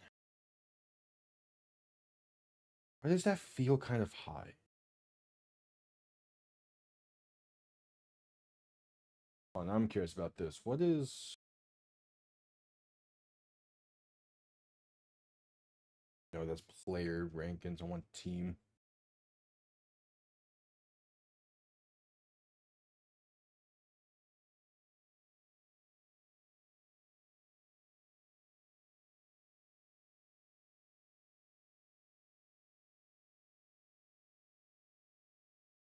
I picked it to happen as well. I do think the Titans can sneak away with that one. The main thing is they need Trevor Lawrence and the Jaguars offense to play similar to how they did against the Cardinals than how they played against the Chargers. If that Jaguars offense is on a bit of a down game, it's gonna give the Titans the opportunity. And but the Titans have impressed me this season. They're playing solid football. They're just not getting the job done because they're in such an early part of the rebuild. I mean, like they've had plenty of close games this season. So they're a team. They're a team that I'm probably gonna be a bit high on next year. Similar to how I've been a bit high on the Panthers the past 2 years. St. Brown still questionable to return. Okay, yeah, the Cowboys are still giving up the most yards per game of any team. And they're fourth worst in points per game. Yeah, it's just gonna come down to this defense.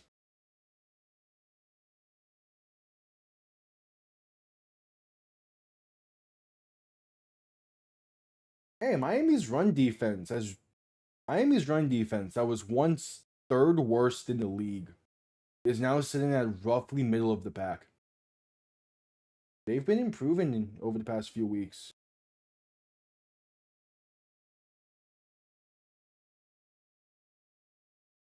Oh no, those are offensive. That's why it's showing that. ESPN. Fourth worst defense for Dallas. Yeah, 63 seems a bit high for the Chiefs. But I could also see it because of this Cowboys defense. Which fourth worst in yards per game, second to worst in points per game. I mean, I get why it's 63. I don't think it's that close. Or I think it's closer than that. Because of the Chiefs off because of the Cowboys offense. That's more like Miami's fourth worst run defense. That's more like it. That's what the tape's been showing.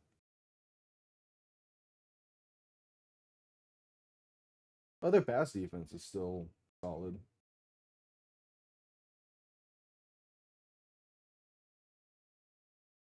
Also, I like how I searched up team defensive rankings for ESPN and it showed me the offensive rankings first. That was great. Thank you, ESPN.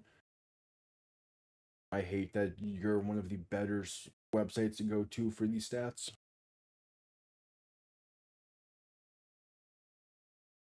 It was still at halftime.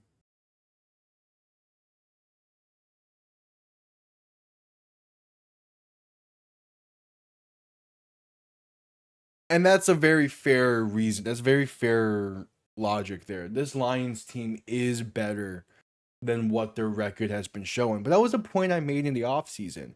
Was I think the Lions are I think this is a better Lions team than it was last year. They just have a bit of a tougher schedule and they're gonna lose more games than they did last year. The biggest thing for the Lions schedule last year is they played like 3 games outdoors. they had an extremely favorable schedule with how they like to play. They had a ton of they had a ton of indoor games last year. That's not the case this year. So the play is going to look a bit rougher at times, but they're still a solid team. With the halftime show, half might be about 40-ish minutes. Typically it's like maybe like 30, 40. Typically halftime's like 10 minutes. Depending on the network, but I think it's gonna be a little bit longer today.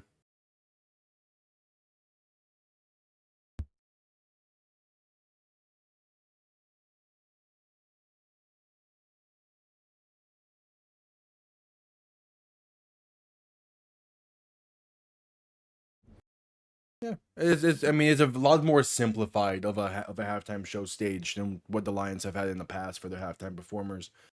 But it fits. You have a rock and roll artist out there. You don't need all the theatrics.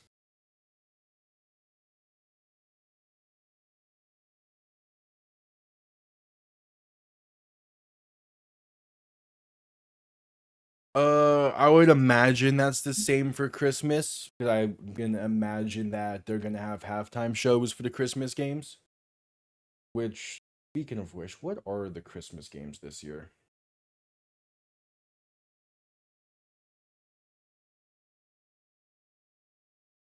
Okay, the Saturday before Packers, Bears, Eagles come. So I assume Christmas is between those. Oh, that's actually a pretty solid slate for Christmas.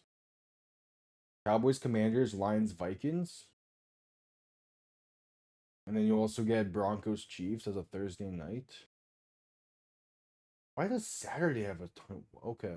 It's flex games. That's 17, yeah. Okay.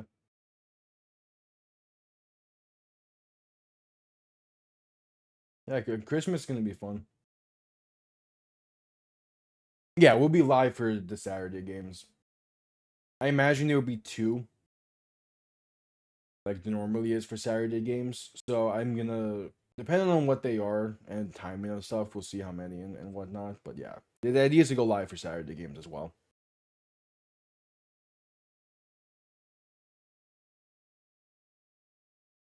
That's funny how it shows Sunday. There's no Saturday stuff, despite the fact you normally do for week 18. Wait, sorry, what? Oh, cool. Eminem's out there. Makes sense. What song is he playing?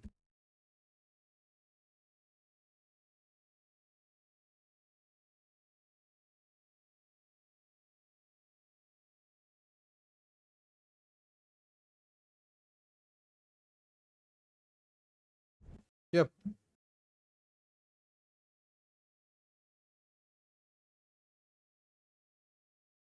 Mm,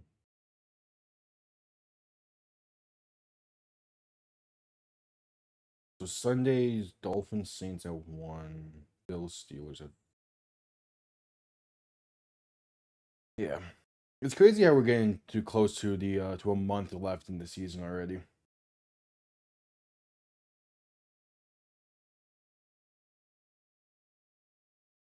Yeah, for the 20th games. I'm talking about week 17. There's also going to be Saturday games that I'll go live with. But yeah, for week 16, we'll go live with Packers, Bears, and Eagles, Commanders. I'm gonna imagine those are on different time slots. I don't see why they would be interfering.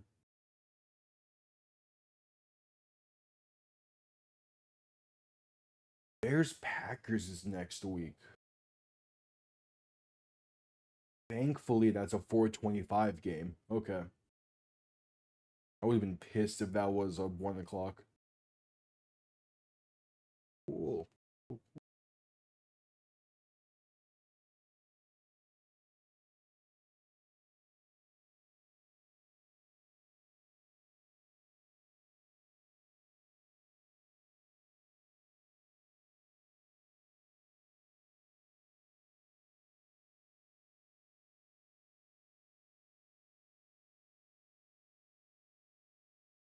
It's been a good halftime show so far. Better than what they had last year.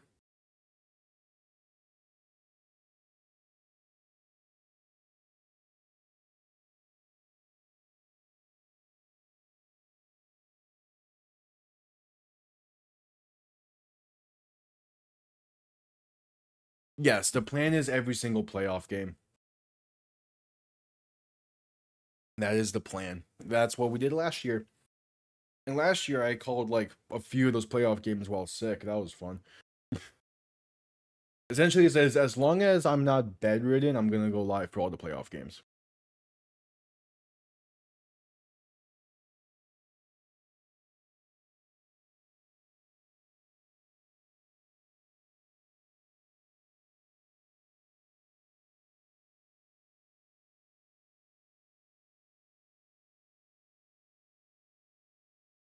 No, 'cause I don't think if Miami gets in the playoffs this year, they don't have a real shot at actually winning the game. I don't think. So nah, we're gonna go live with everyone. And also, by the time I think Miami is going to be really competitive again to be able to win a Super Bowl, I should be done with college by then, and thus it will be a lot easier. And thus I'll be back in South Florida full time.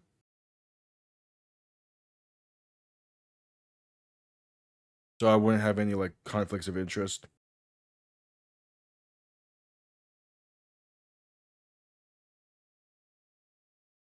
Yeah, for this year's playoffs, we're gonna do every single one.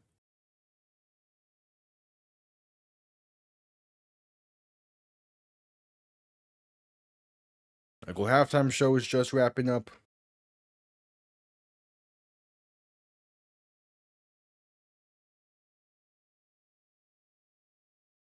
Yeah, because by the time Miami is like a legit contender again, like they were in 23, even then, there's very good argument about they weren't. But by the time like they're in that kind of spot again, the hope is that I'm actually uh doing this and on top of radio stuff in South Florida. As I'm going to school for trying to be a data analyst in sports, do all that stuff.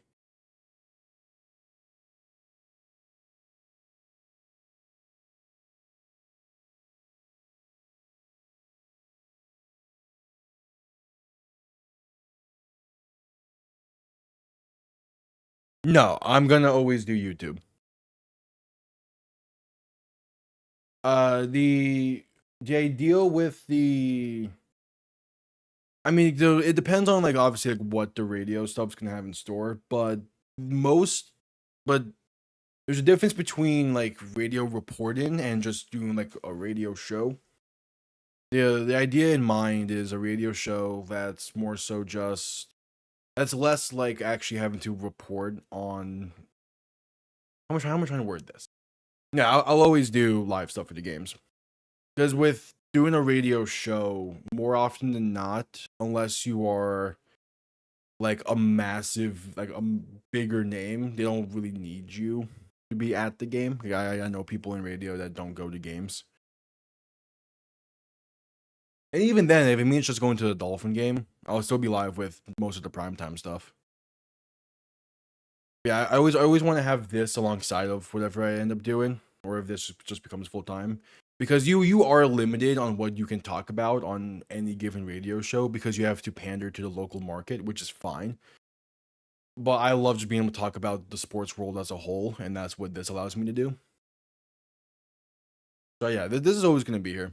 If I needed to pivot slightly to just do more casual Q&A live streams and stuff during the week, it's fine. But the idea is to always do always do these live streams, always do these play by plays, and just keep going as it is.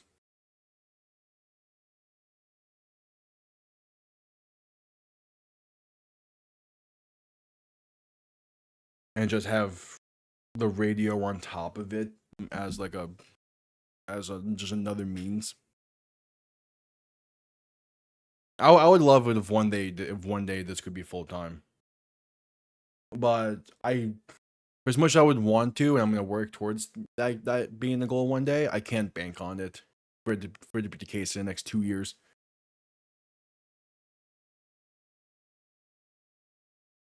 And even then, like just the career I'm hoping to get into is just being talking football constantly. I think it'd always be fun just to have that be another gig.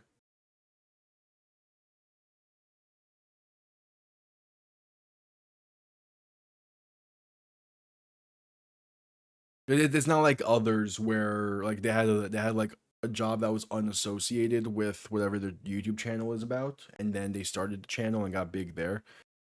Like I started this last year because I wanted more practice talking about sports and talking into a mic and to a camera, because I want to eventually like do that properly. But like again, if this can become full time, this can go big like that, I am so here for it.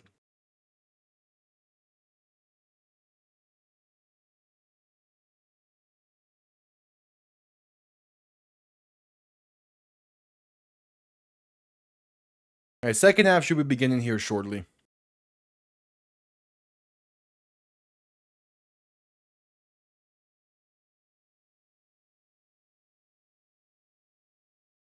Hell yeah, appreciate it.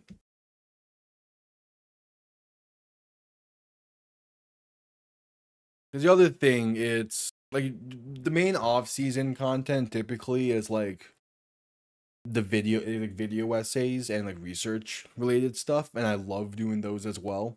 So even if I have to pivot on what the streams are about, I'm always gonna have those video essays still.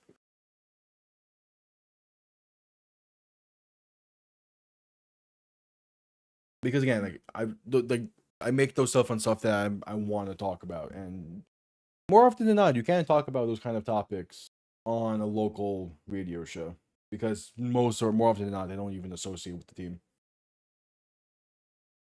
Like there was one, but like the one before the season I made about finding the worst NFL team.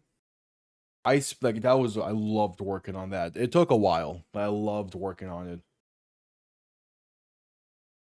I have another one that's in a similar boat where it's taken a minute just because of time constraints. But I'm during December, I'm gonna work on it heavy and try and get that set up. Yes, there will be a video on the Eagles offense, especially after that Cowboys game. I'm gonna do like a proper tape study on this offense and the play calling issues, because I do not like, especially this past Sunday. Like, how do you not give Saquon Barkley the ball in the final 20 minutes of the game? And how do how do you only call like one legit run play in the final 20 minutes? It doesn't make sense.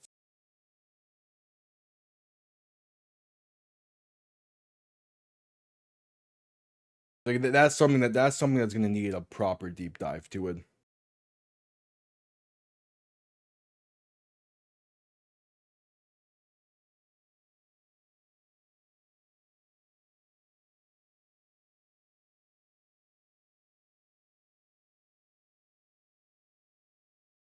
All right, second half gonna be beginning here soon.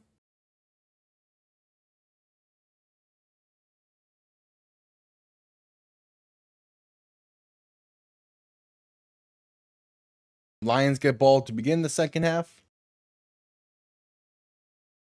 Chance to tie or take the lead. Their offense has played really well the past two drives. See if they can continue it.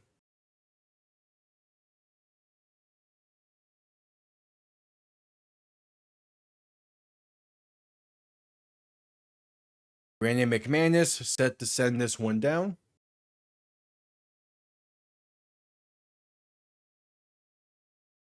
There's three people that answer that question. It's Andy Reid, it's Mahomes, and it's Travis Kelce. And also their defense. But that's besides the point. Kickoff underway. Going to be returned past the 30 and brought down near the 33, maybe 34.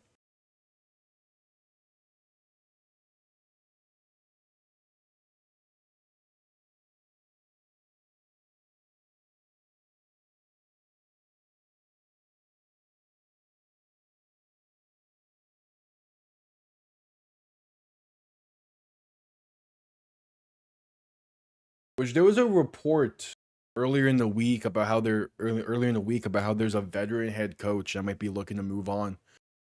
That's gonna be fun to figure out who it is. Handoff right side for Jahmyr Gibbs, gonna get up past the 35 to about the 37. I think that line judge is ruling it.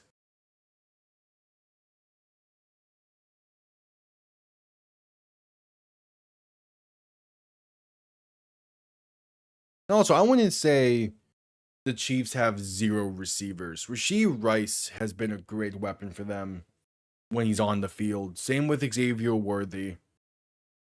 And all you really need is Kelsey to be like to be able to get, when the play breaks down type of stuff.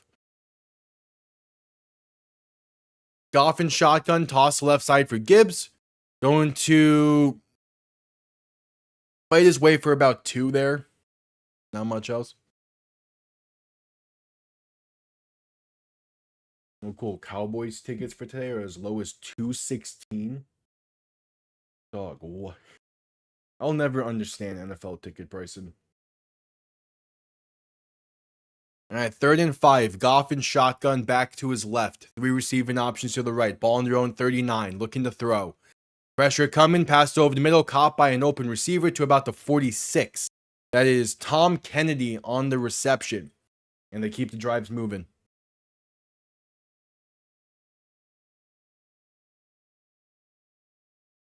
Yeah, Goff had a great pocket there.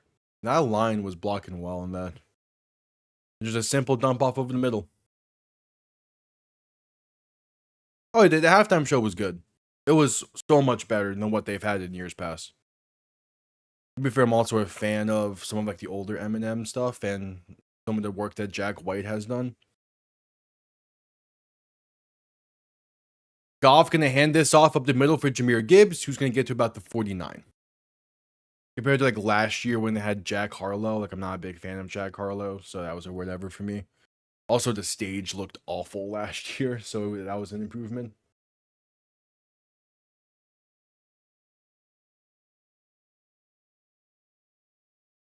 Goff under center, back behind him, 3 receiving options to the right, making adjustments at the line. 2nd and 6.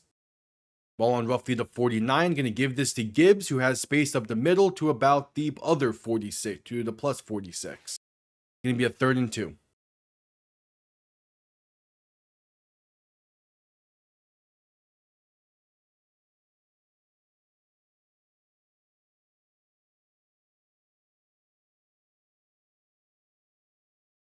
So Goff under center, back behind him, 3 receiving options to the right. A 3rd and a long 2. Going to give this to Gibbs up the middle. He's met at the line for no gain. So if this was the Cowboys, I would suggest sending out Brandon Aubrey. Part of me still wants to see Jake Bates given a chance at 60 plus. But this early on in the second half, I think you just do the standard Lions and go for it. And yeah, their offense is going to stay on the field for 4th and 3. Goff and shotgun back to his left, 2 receiving options to each side. They need the 44-yard line. Tight end in motion left to right. Play clock winding down. They're going to give this to Gibbs up the middle, and he's met in the backfield. It's a loss of 2. That's not the play call. You just tried running it with Gibbs up the middle on 3rd down. Why give it to him again? That's just not the play call. And it's a turnover on downs to begin the second half. Just simply not the play call there. Now, if that was an RPO, it would make a bit more sense why you give it. If that was a play action, that would have been a much better play call. But to just give it up the middle, no. Have him go outside, Adley. If you're going to give it to Gibbs, get him the ball in space. That's all you had to do there. And it would be a much better play call.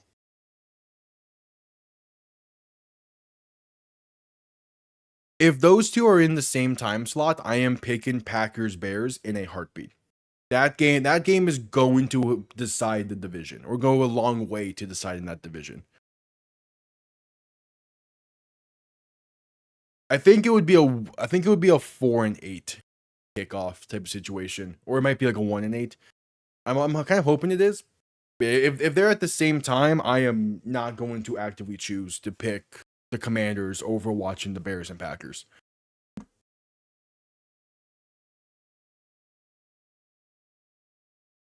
Oh, Jackson Dart has cleared concussion protocol. That's gonna be interesting for Monday night.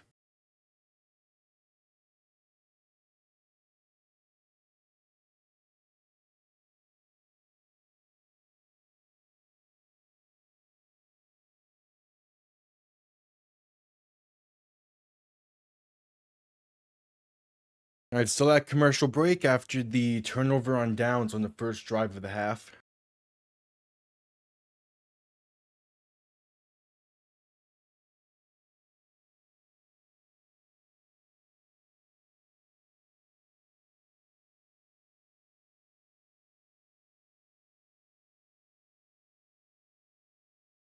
I think it'll be 1-4. Either way, the Packers Bears is gonna be the later game. Because what? That's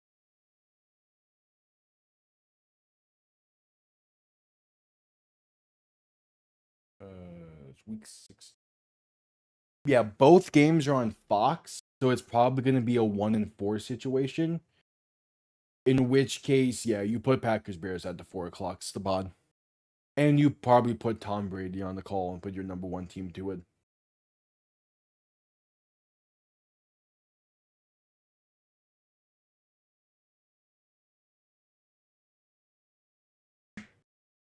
I love under center, back and fullback behind him. 1st and 10 from their own 49.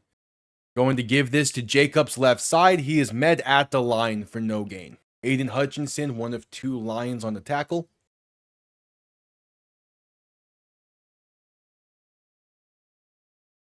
Yes, I have Netflix.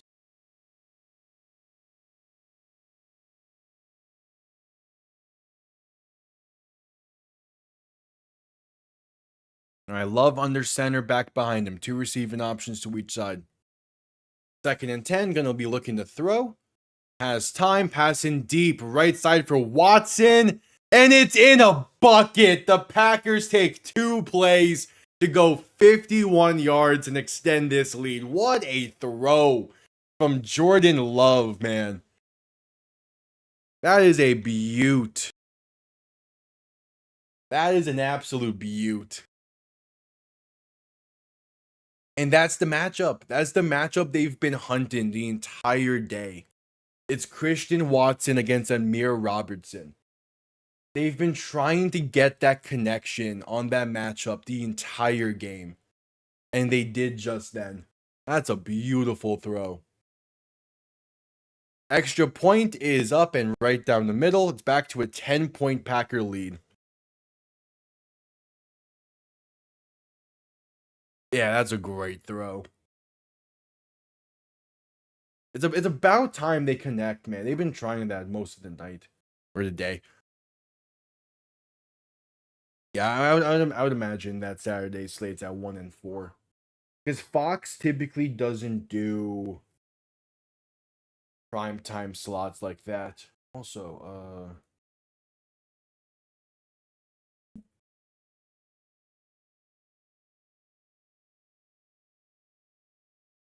I think it's this I'm looking for.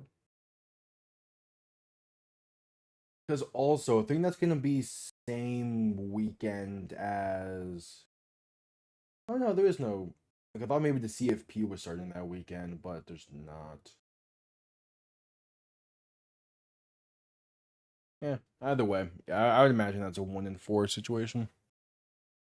All right, at commercial break.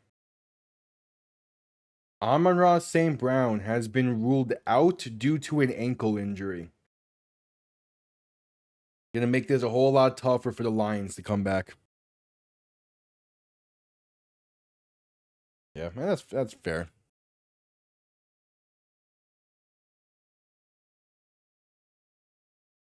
Hey, D Fox, happy Thanksgiving, man. Happy Thanksgiving. And yeah, St. Brown being out for the game is tough. He played like 2 drives, so that's a tough blow for this Lions offense.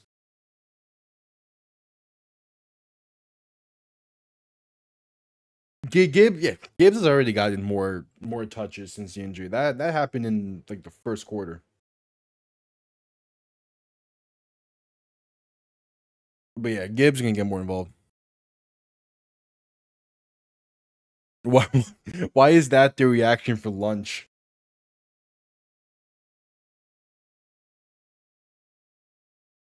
Was the mac and cheese that bad? Sorry. Oh, it was that kind. Okay. Oh, I'm going against Toasted this week in fantasy, and he has St. Brown in his lineup. That's tough. And damn, yeah, I put Love on my bench in fantasy.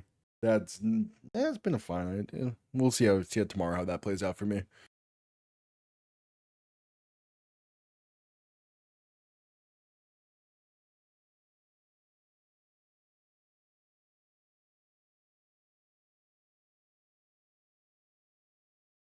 All right, just getting back from commercial break. I probably will beat him now that St. Brown's out. Yeah. He's gotten pretty unlucky the second half of the fantasy season.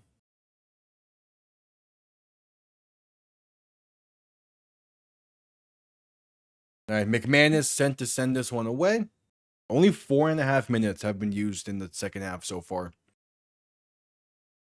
There's the kickoff. Going to be returned beginning from the 2. Out past the 20, 25 to about the 29.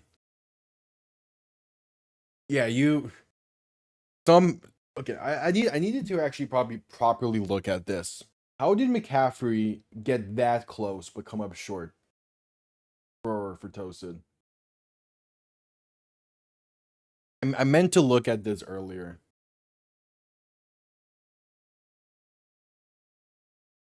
Oh yeah, the NFL is 100% drunk. The NFL is in a time machine back to 2014 this season.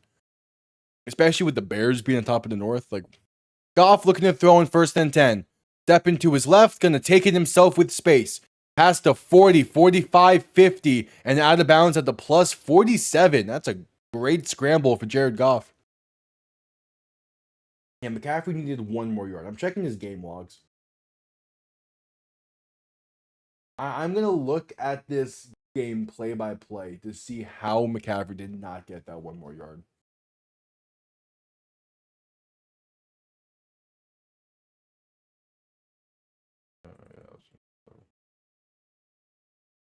There we go. Let's see. When was the last time McCaffrey got a touch in this game? Goff under center, back behind him. 3 receiving options to the right. Ball on the plus 47. Going to play action and look to throw. Goff with some time. Pass dump off over the middle. Going to be caught by Montgomery for about 3.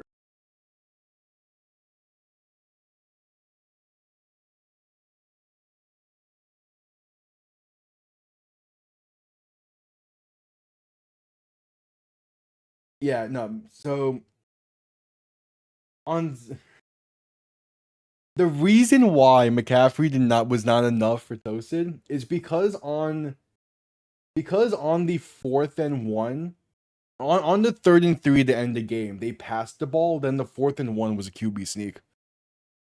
McCaffrey needed 1 more touch, and he did not get it.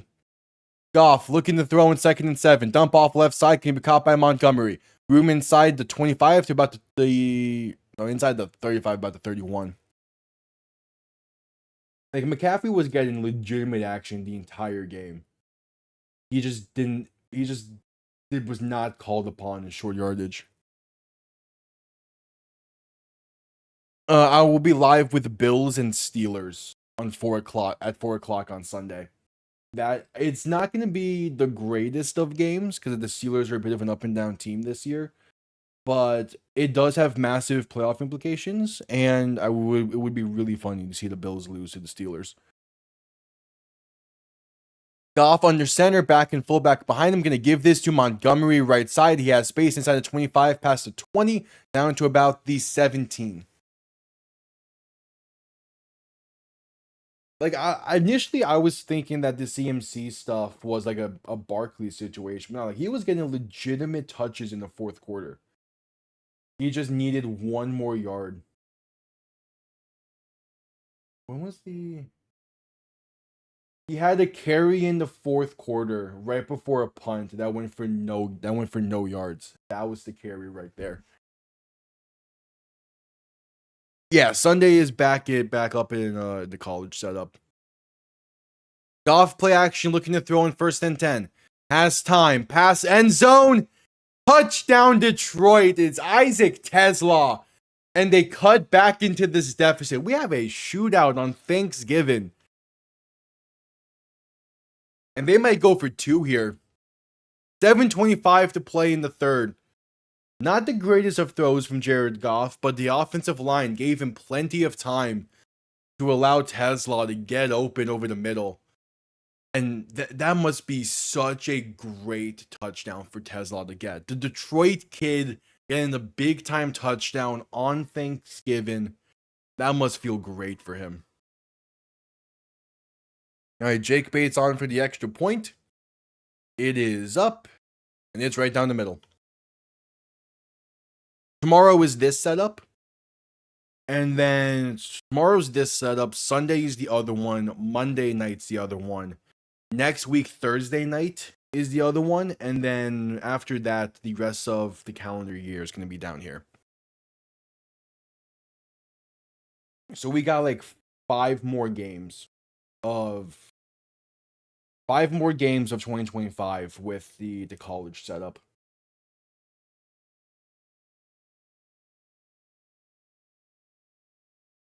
And then for the entirety of the playoffs and week 18, it's going to be back in college.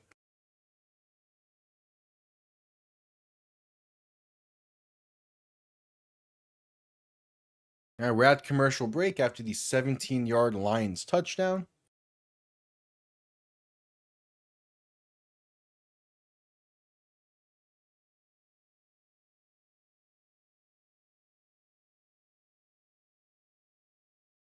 Beginning in Sunday of week 14 is going to be this setup. Begin this setup until week 18.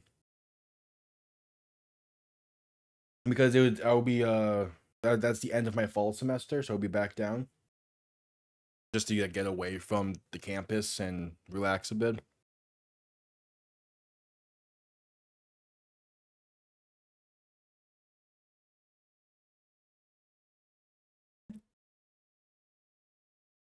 As we get closer to when a setup change is happening, I'll say it again. Like on Thursday night next week, I'll be like, I'll say again, like, expect a different setup for the following.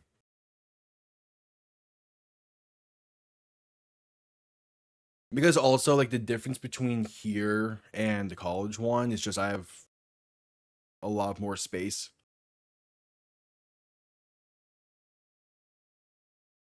I have a lot more space, so for like even like the Dolphins post game and like power rankings and stuff, I can do more with it.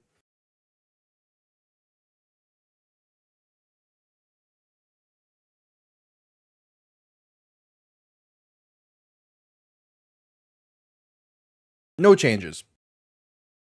The idea is no changes. Last year there was some, but that's for a different reason. But yeah, no changes with the setup change. It's the plans to still go live with all the primetime games, every Dolphin game, and any other games in between. But again, if I do end up having to miss a game that I wasn't expecting to miss, I'll let you know. I'll say during streams beforehand and community posts and all that.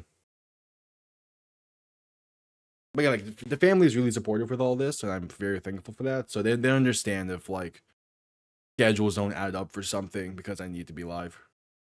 Or I want to be live, better ways to put it. Kickoff going to be returned beginning from the 1 up past the 25 to about the 27. We're doing 3 games next Sunday.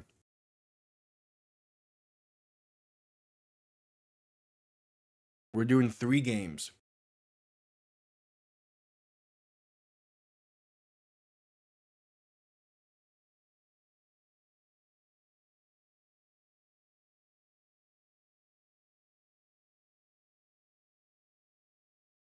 Oh, Micah Parsons was upset after the touchdown. That's... All right, Love and Shotgun back behind him. 3 receiving options to the right. Ball on their own 28-yard line. First play of the drive can be a handoff up the middle for Jacobs, who gets to about the 30.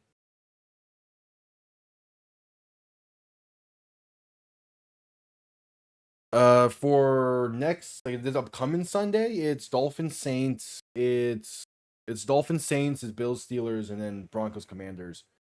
For the following, if you mean that one, which would be this. I need to look into. Yeah, it'll be Dolphins Jets that week, Bears Packers, then Texans Chiefs. Week 14, yeah, it's 3 games. Dolphins, Bears, and Sunday Night Football. Handoff left side to Bo Melton on an end around. Up past the 40 to about the 45, maybe 46, and plenty enough for a first down.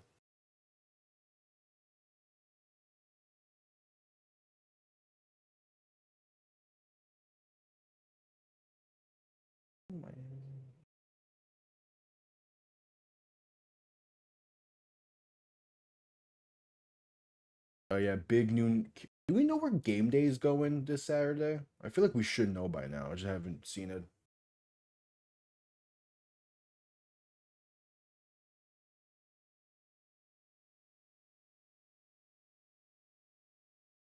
All right, Love and shotgun back to his right, looking to throw in first and 10 from the 45. Pass over the middle, has a man, that's Wicks, down to the plus 25-yard line. Over the seam, Dontavian Wicks. And the Packers offense is finally looking up to par, man. They're playing so well right now. Okay, game day is going to Michigan. I am not surprised.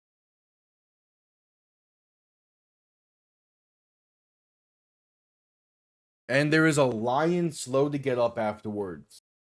That is Thomas Harper, the backup free safety who was playing because of an injury to Kirby Joseph. The Lions are now without a proper safety. They're probably going to put their backup strong safety over there. Because for some reason, Brian Branch is listed as a strong safety, despite him playing more corner, it feels.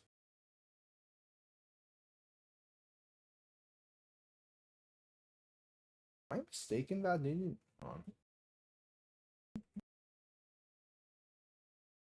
I felt like last year he played corner a bit more. I'm not surprised. It's the defense has been rough today for the Lions. Yeah, okay, he's listed as just a DB. He plays corner and safety for them. That's fair. I'm not surprised that your Lions friend is pissed. This has been a rough defensive game.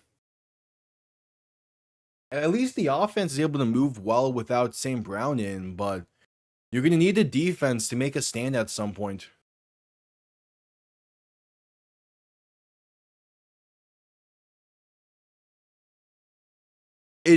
I mean, in theory, yeah, but at the same time, I like to.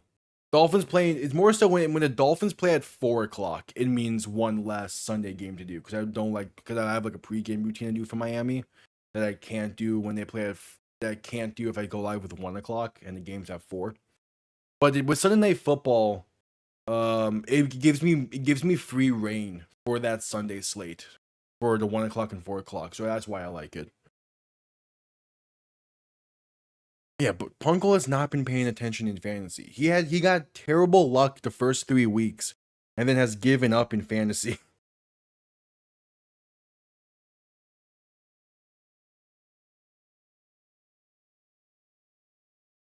Yeah, it's the case when Miami plays at 4 o'clock, I don't go live for the 1 o'clock game. But when Miami plays Sunday Night Football and any of the others, the idea is to go 3. The idea is to go 3 on Sunday.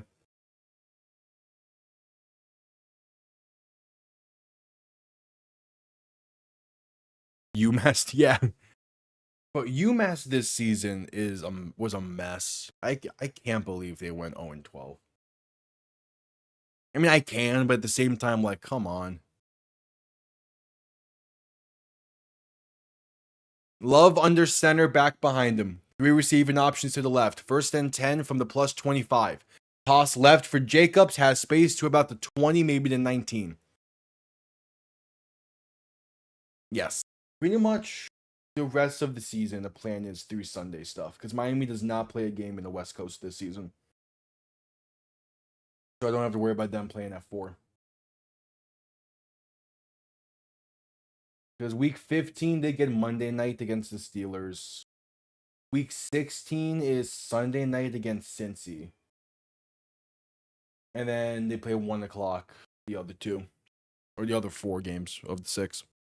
Love going to give this up the middle to Emmanuel Wilson, and that is roughly enough for a first down. Going to be a gain of 4 up to the 15.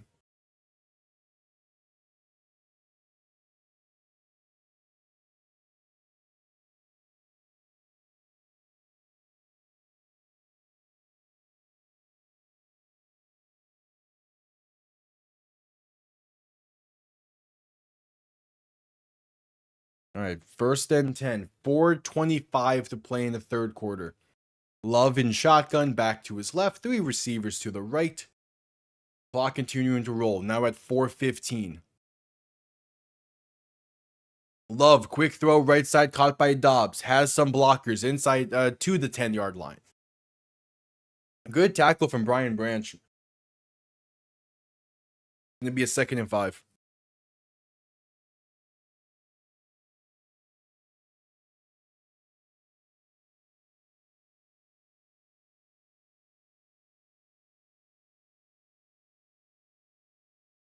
Yep, 2nd and 5.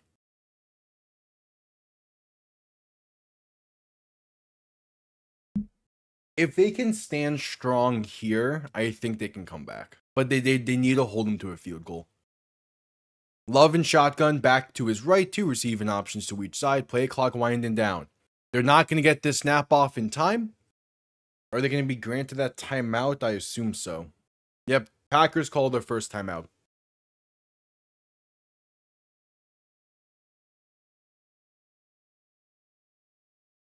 I would imagine so, if they're even keeping up with the game right now. But I'm cool with it. Again, the UM and UCF are my main 2 colleges, so I kind of don't care for FSU or UF.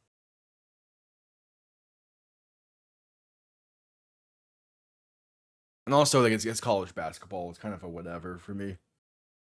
Now, with how UF football has been playing this year, that's been fun. And I'm sure we're going to talk about it today at Thanksgiving.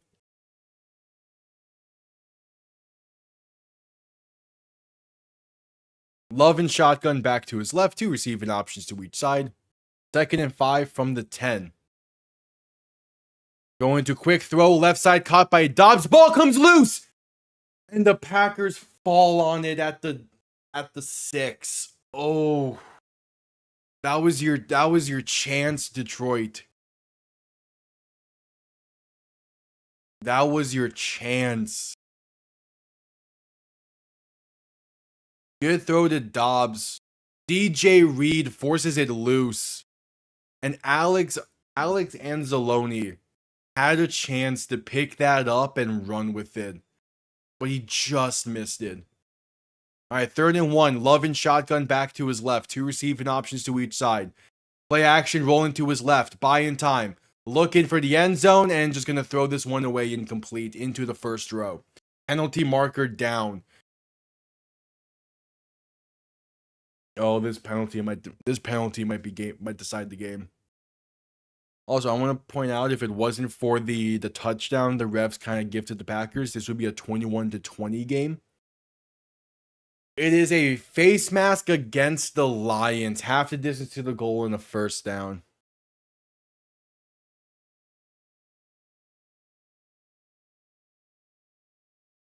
Yeah, and then those are always great. Is when you just talk football and roast each other on the teams. Like my teammate that I played football with earlier is a Giants fan. So that was fun to talk to him about it.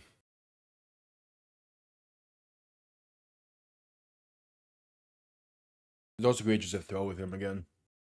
Because it's been a minute.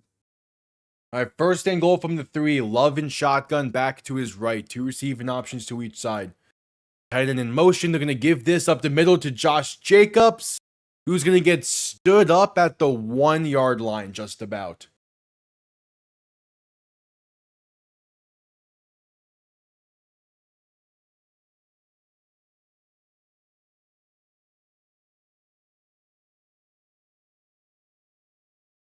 I know.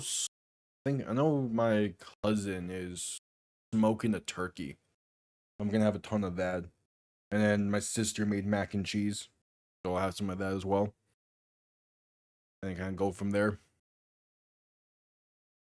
Love and shotgun back to his left. 3 receivers to the left as well. Second and goal, gonna play action, look to throw. Pass left side, gonna be caught by Wicks, and he breaks the plane on the second effort. A touchdown, Packers. They re-extend this lead. No, I'm not a big potato eater. Depending on the place, I can go for like some fries and stuff, but I'm not really big into potatoes.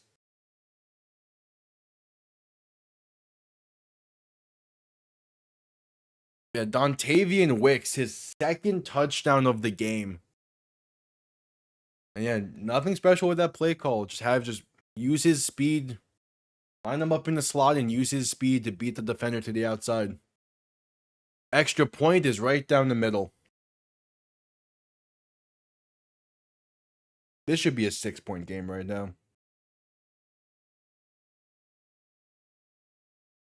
At the very least.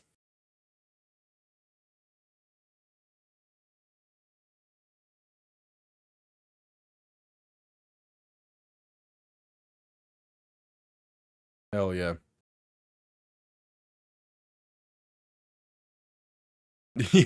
yeah. I can tell, T-Fox. I can tell.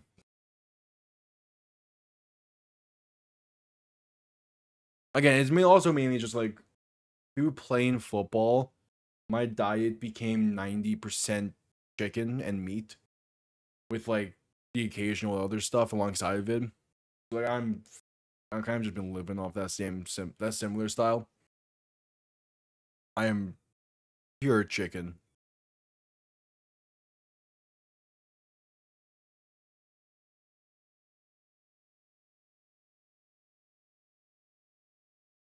So I'm pure chicken. I was like, good. My cousin can smoke a good turkey, so I'm excited for that. All right, we're waiting for kickoff. 1:44 to play in the third. All right, kickoff underway. Going to be returned beginning from the 5. Room out past the 20, 25, and down to the 26.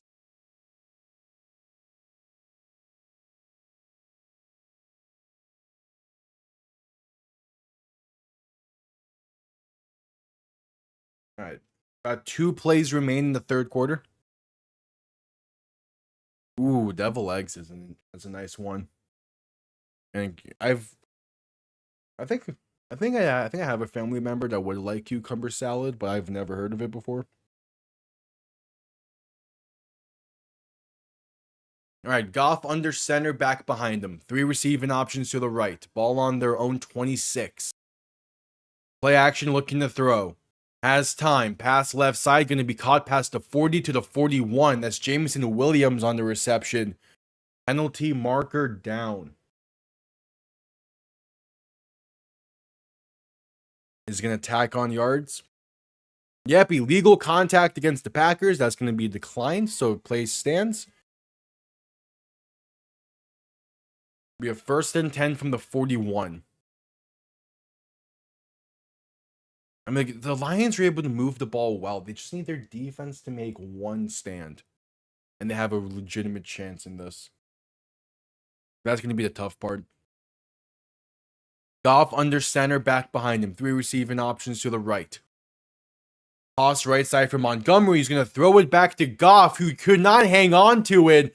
And it will just fall down at the 31. Oh, I like the trickery. I like the idea. The execution was just not there. I don't care about the side. Don't show me the sideline angle of this. I want to see the end zone angle. I want to see who Goff was looking at to where he could not catch this throwback.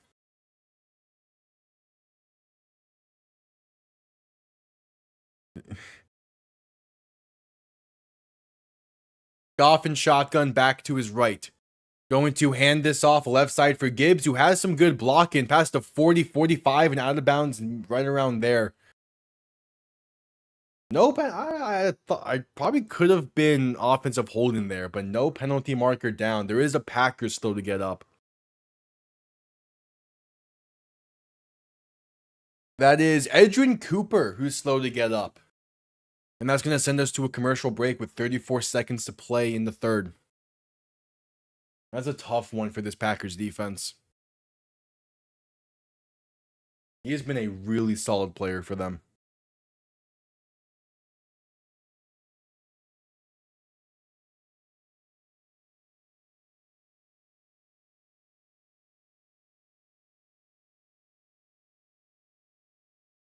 Yep, commercial break due to injury timeout. Oh yeah, because Thanksgiving is the day to feast and the day to just go crazy with it. Like if you are if you're on a diet, Thanksgiving is the perfect cheat day.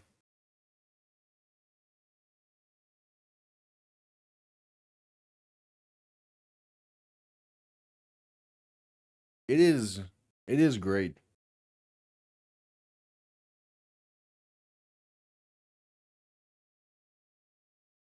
All right, so that commercial break.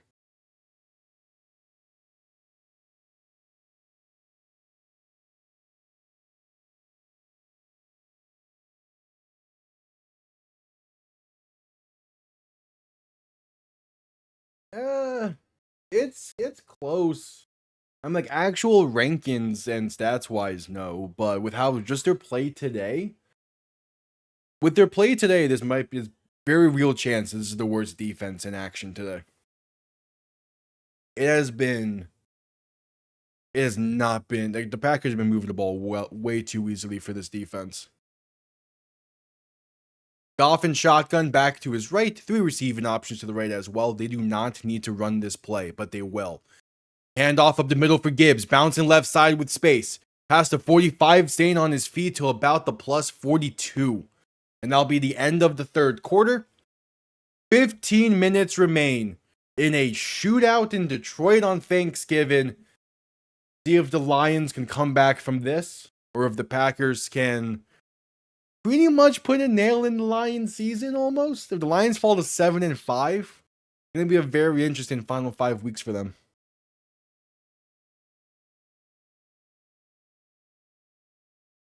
Ugh. All right, dude.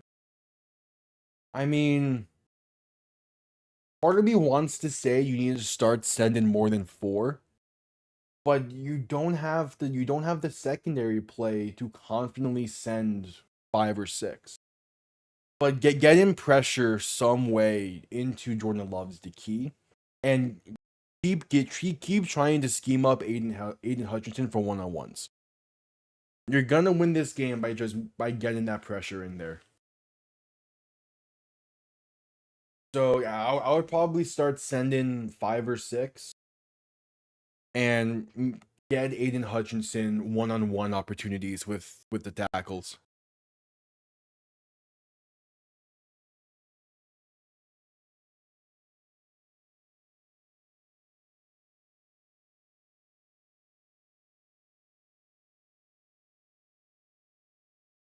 Because you can't be giving Love too much time to throw.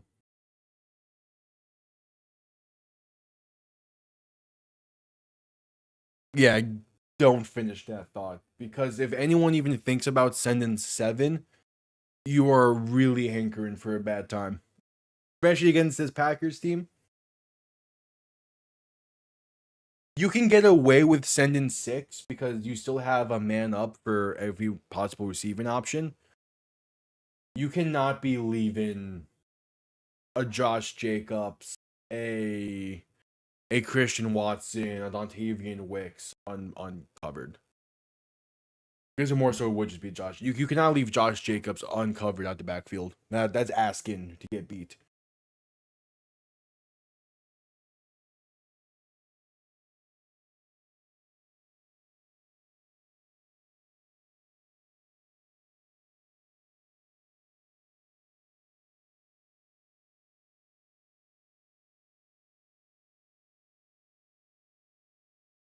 Yeah, exactly. The secondary play is the big issue, but you don't have you don't have the talent to help the secondary. The way you can mask a bad secondary is by giving Love little time to throw and force him to get the ball out quick. You do that by sending 5 or 6. So, like, with how weak the secondary is, you need to be able to get pressure in quick. Because dropping linebackers has not been helping tonight. Or today, whatever. Goff under center, back behind him. Man in motion, left to right. Going to fake a toss left and pass right side for Williams. Going to flip the field here with some decent blocking up past the 40, 35, and down to about the 33. Going to be a gain of 9 for Jameson Williams, and a 2nd and 1 coming up. Yeah, you need to change up how much you send. You got to send 5 or 6. Because by doing that as well, you give Aiden Hutchinson more one-on-one opportunities, which is what you need to have.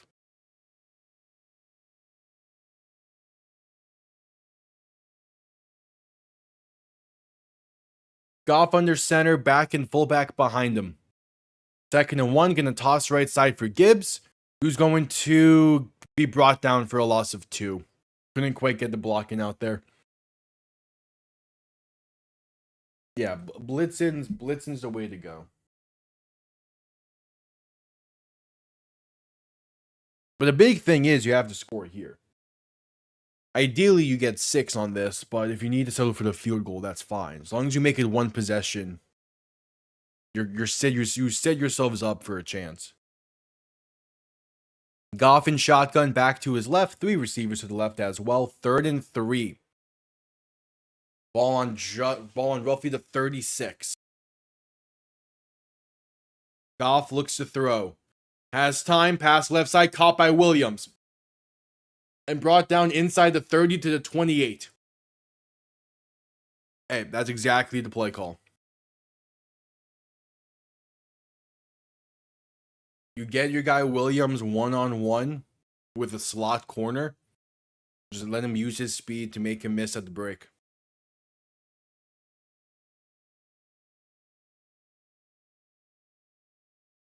I mean, the offensive line is playing well enough to where Goff can take that time. And handoff up the middle to Gibbs is going to get stuffed at the line for no gain. Here's the thing with how Jared Goff has played today. Since starting the game 0-for-3, he has not missed a pass. I'm going to knock to make sure that doesn't get jinxed. But he has been playing really well since the first 2 drives, which the issue is those first 2 drives is the entire first quarter.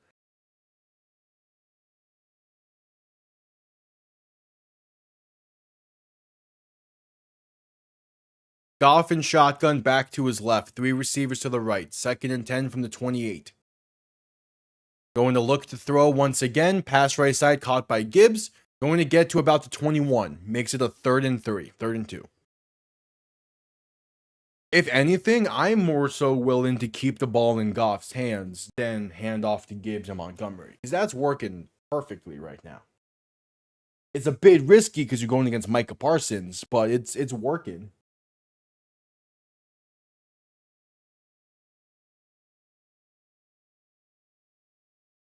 Goff in shotgun, back to his right. 2 receiving options to each side. Ball on the 21, they need the 18. Goff to give to Montgomery's up the middle is going to get stuffed for no gain. That's exactly what I was saying. Keeping the ball in Goff's hands is working more so than giving it to Gibbs right now. At least through handoffs up the middle. If you're going to give it to Gibbs, give it to him outside in space. But either way, the ball should stay going through Jared Goff right now. All right, 4th and 3. The offense is staying on the field. And the receivers are getting open. Goff in shotgun, back to his left. 3 receivers to the right. 4th and 3. Are they actually going to go for it here? They do. Goff to throw. Rolling to his right to buy some time. Passing right is dropped. Jameson Williams had the first down. Couldn't hang on to it. The first incompletion in over 30 minutes for the Lions, and that's the worst time for that to happen. Because not only did he have the first, he gets inside the 10. That's the worst time for the Lions to drop a pass. It wasn't the greatest of throws, but it's one that Williams needs to catch.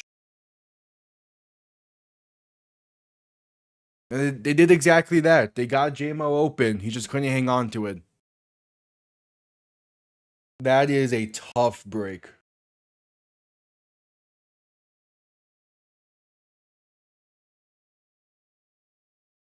That is a tough break. I mean, part of me is still thinking like you kick the field goal there and get it to a one possession game. At the same time, it worked. Like you got your best, you got one of your better playmakers open in space. Goff put it on the money. He needs to hang on to that. Hey, I would gladly take Jameson Williams on Miami. Yeah, it's another just small, fast receiver, but he has talent, man.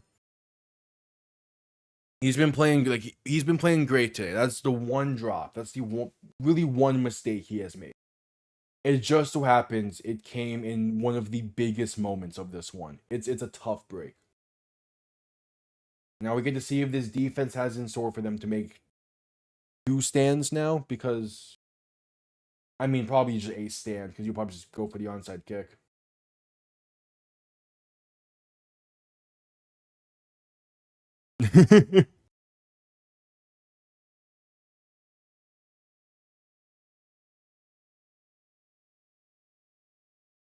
Yeah, that's a tough drop.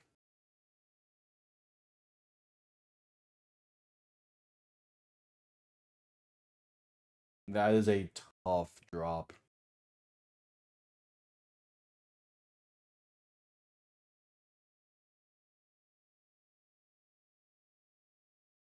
The argument to just kick the field goal is there because he dropped it. Williams is open with space. That's the correct play call. I don't hate it. You need to execute. And that's a play that they typically execute on. And Goff and Williams knows it. Yeah, no, that's just a bad bounce. All right, Love under center, back and fullback behind him. 2 receiving options to the left. Can this Lions defense finally step up? Love play action. They send 4. Pressure coming, escaping to his right. Can have space to take it himself to about the 27. Don't Love only sending 4 still. Yeah, that is probably game. Dropping that there, it's probably game. Because of the fact that you're down 2 scores and your defense has yet to make a stop. If your defense has at least made a stop already in the past 20 or so minutes of game time, I would be less. Wait, no, yeah, the Lions defense have yet to force any punt. That's probably game. And I think it's a tough one for that to go. Handoff up the middle is going to gain about a yard there for Josh Jacobs.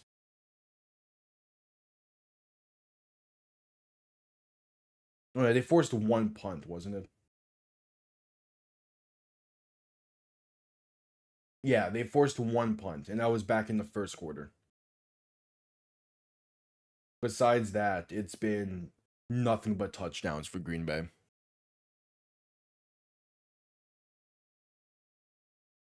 But like that's where that touchdown on the no false start call comes into play. Because we're talking about a slightly different game if they kick a field goal on that drive. Love looking to throw in 3rd and 4. Has time. Pass left side. Incomplete.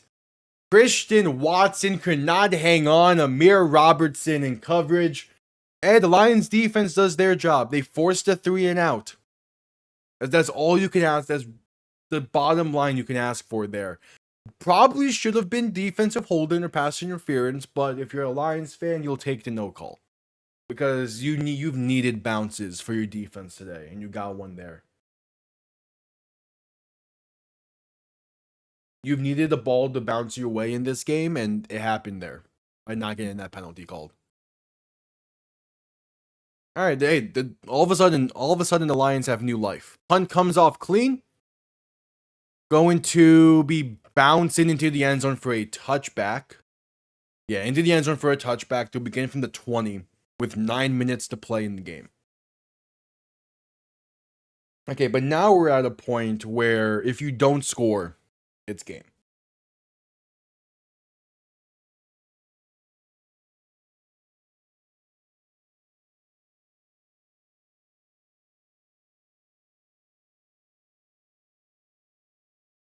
But you set yourselves up. You need to score. Now you're at the point where you need to score.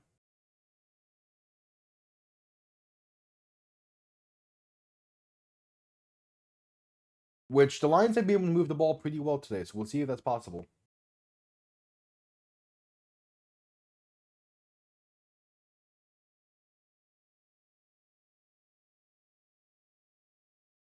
We'll see if that's possible.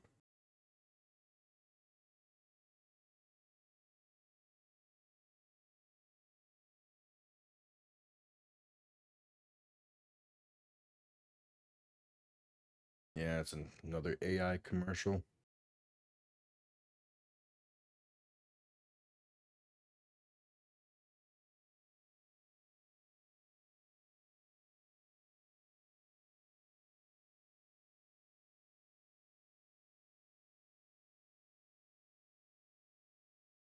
All right.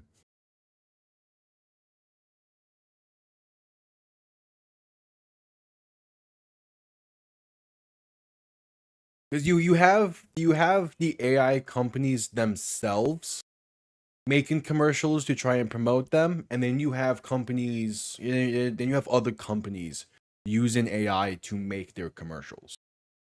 And it's also just it's the new technology, it's a new craze. Everyone's trying to get in on it and try and capitalize off of it, and it's just not working because it does not. You can tell easily.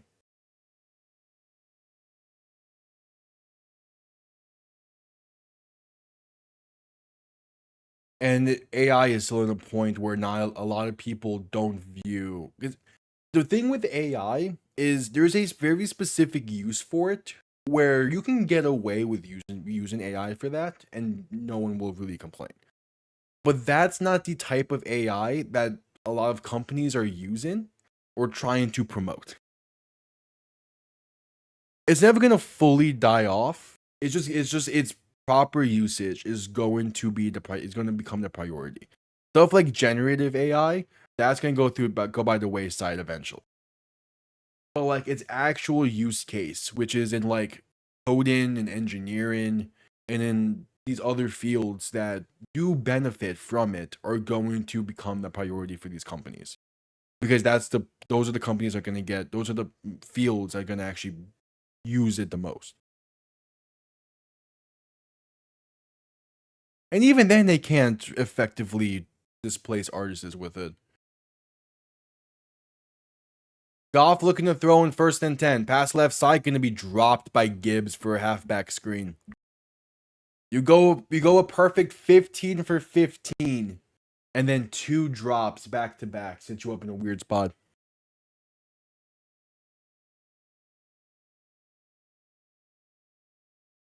Yeah, and that's because that's all that the major media and people are using it for. It has its usages in other fields, like even in statistics. Right now, like it's finding a use there. Yeah, hopefully that'll stop in 2 or 3 years' time. But knowing the internet, I kind of doubted. Goff play action, looking to throw. Has time, pass left side. Going to be a great diving catch by Isaac Tesla. And it puts the Lions at the 38.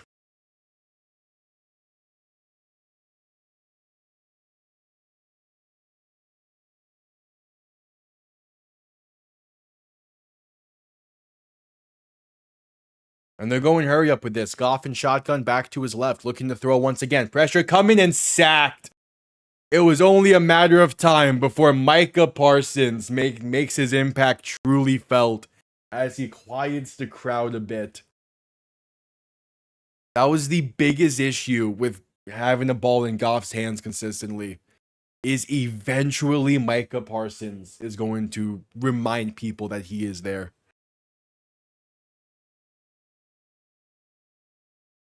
Yeah, it is. It's the same thing with the Ghibli style. It's funny. And that's the issue with generative AIs because trends come and go so quickly, but AI cannot let trends go the same way. Quick pass right side going to be caught for about 3, make it a 3rd and 15.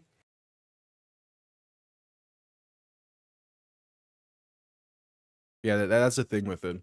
Because again, an internet trend might last 4 days, but because so many people are going to jump on that trend with it, indie AI is going to last a month plus, even if it's just like small effects because of it. And that's going to eventually probably turn people away a bit. Hopefully. Goff and shotgun, looking to throw on 3rd and 15. Pressure coming, trying to step to his left, but sacked back at the 25. There is a penalty marker down. There is a penalty. Goff is pointing towards the secondary. If this is on the Packers, it gives the Lions some life. LaFleur's not happy. I assume this is illegal illegal contact against the Packers. Calling it against Keyshawn Nixon. 5 yards and an automatic first down. Yeah, kinda, maybe. Illegal contact's one of those penalties that is very subjective. And I'm always gonna lean towards the let them play mindset. Handoff up the middle on 1st and 10's going to get about a yard. Unless it's really egregious, I'm always in the mindset of let them play. But if you're gonna call stuff like that, call it both ways. That's the main issue I have with subjective calls. Is refs don't call them both ways often. Or at least to the same degree. Alright, Goff and shotgun back to his right, 2nd and 8. 3 receivers to the left, ball on roughly the 40. Going to look to throw. Pass over the middle is caught by Williams.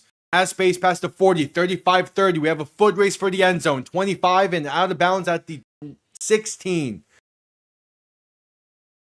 Jamison Williams, a 44-yard gain, puts the Lions into the red zone.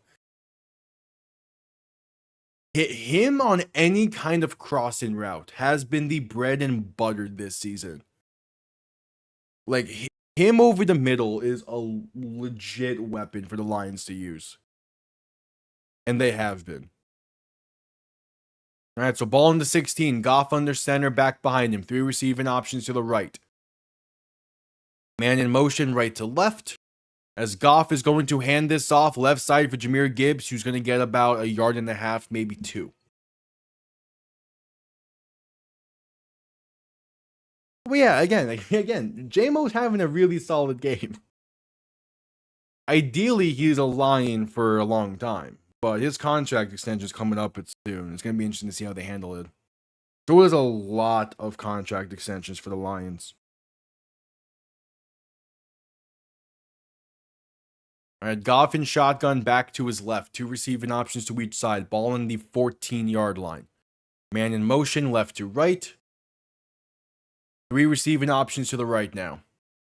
Under 5 minutes to play. Goff to throw. Has time. Pass over the middle. Going to be a gain of roughly 4. A 3rd down at the 10 coming up. And the question's going to start soon. If you don't pick it up here, do you just kick the field goal and make it a 1-score game with under 4.5 to go?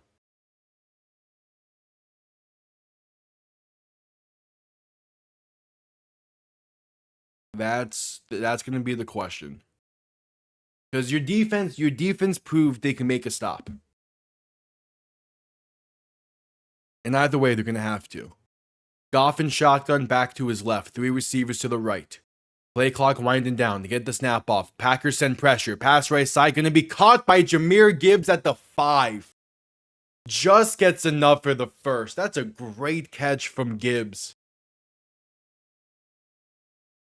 To hang on through the contact like that as a running back, that's a great catch. That's up 1st and goal for Detroit.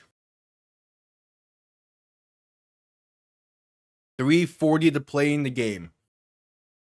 And they're going Wildcat. Montgomery in shotgun. Goff lined up as a receiver out wide to the left. Montgomery going to try and take it himself. Pass over the middle is incomplete. I like the idea of a pop pass there. It was not executed nearly how a pop pass normally is. Yeah, no, the Packers read that very well.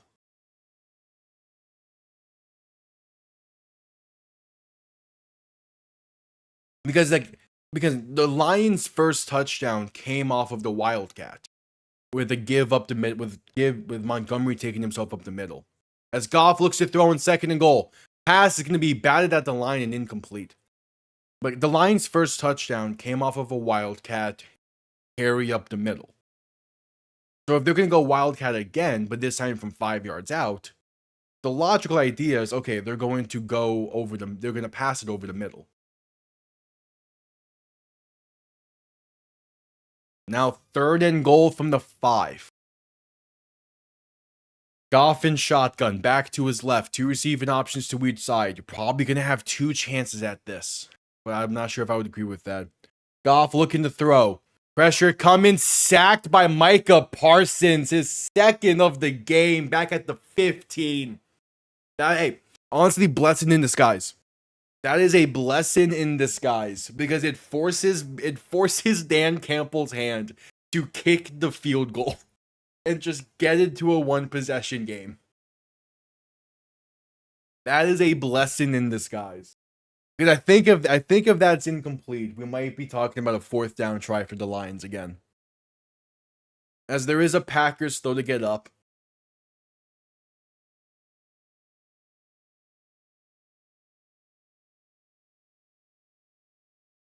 Oh yeah, he gets rolled up on. That is Devontae Wyatt slow to get up afterwards. That's a tough blow for that front 7. All right, 3:15 to play, and out comes Jake Bates.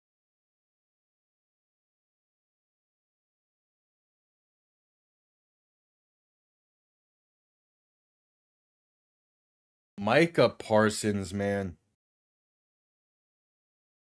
And we're going to head to commercial break due to an injury timeout. Micah Parsons, that's 2.5 sacks technically on the game.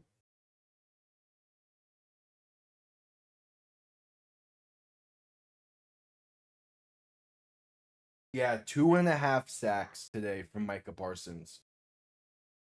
Making an impact on one of the bigger stages and one of the bigger games.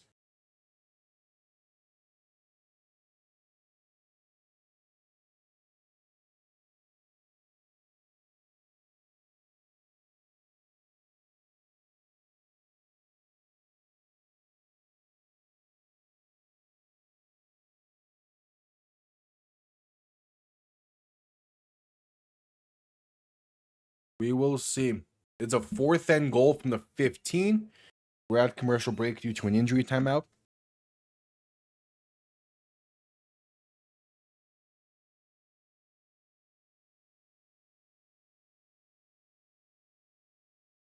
All right, just getting back from commercial break. And yeah, Micah Parsons, man. There's a reason him being traded to the Packers was seen as a Super Bowl contending move by Green Bay. So out comes Jake Bates to make this a 7-point game.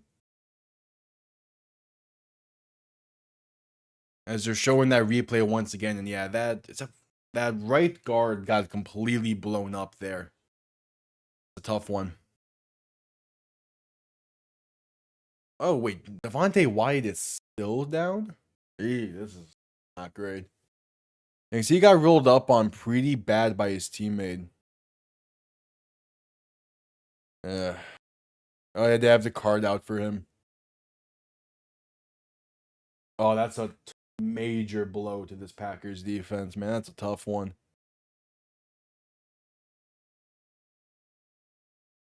That is tough, man. And we're going back to commercial break for another injury timeout as they're getting the card out.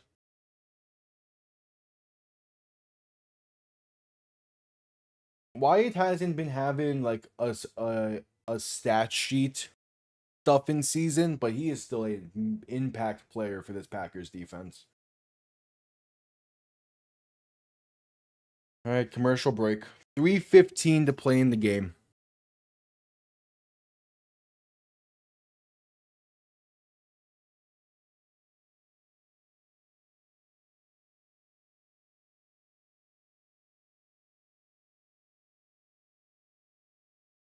$3:15.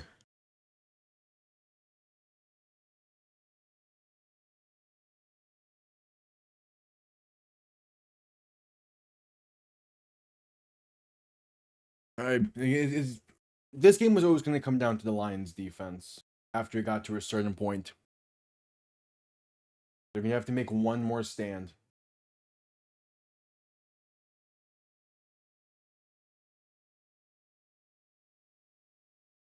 Hey, there's the turducken.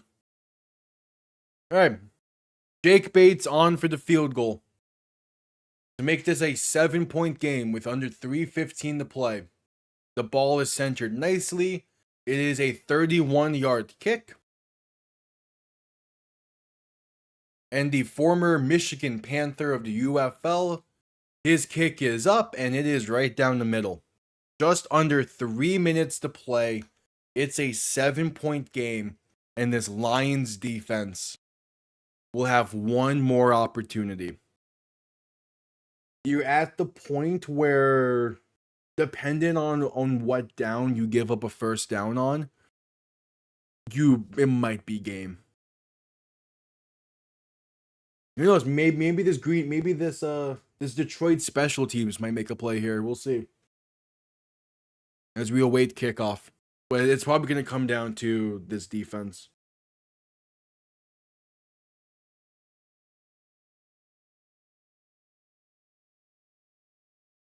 We'll see.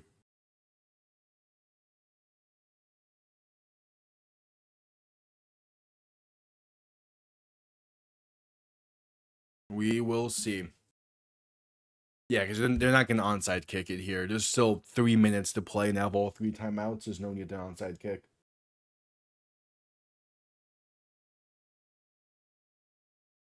All right, Bates.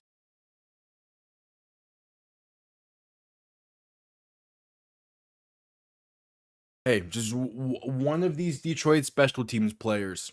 Just one of them needs to make a play here. Well, obviously, it's the case of don't go out of your way to make it. If it's the opportunity unfolds itself, make it. If not, just bring them down and let your defense do the work.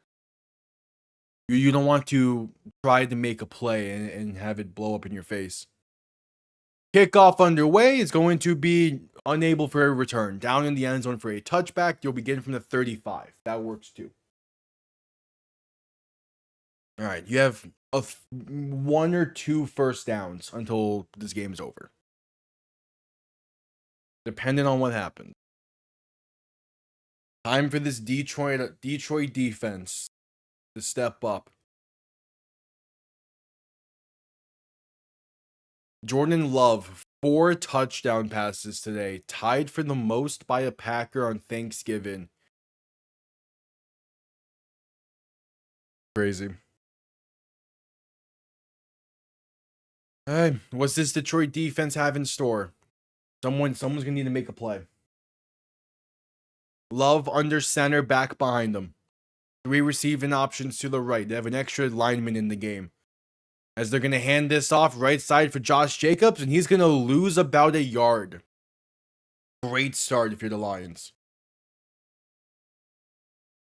Great start.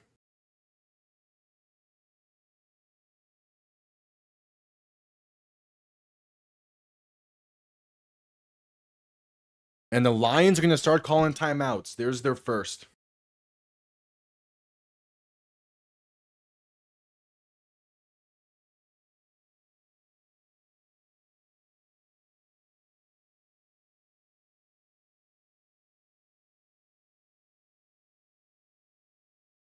Lions call their first timeout. All right, they're still saying 2nd and 10, but it's going to be a 2nd and like 10 and a half. Love and shotgun back behind him. 3 receiving options to the left. Making adjustments at the lines. The play clock's winding down. They get the snap off. Love going to hand this off up the middle for Jacobs, who has space to about the 40. A gain of roughly 5. And the Lions call their second timeout. All right, with them having called 2 timeouts now. It's 5 yards for the game.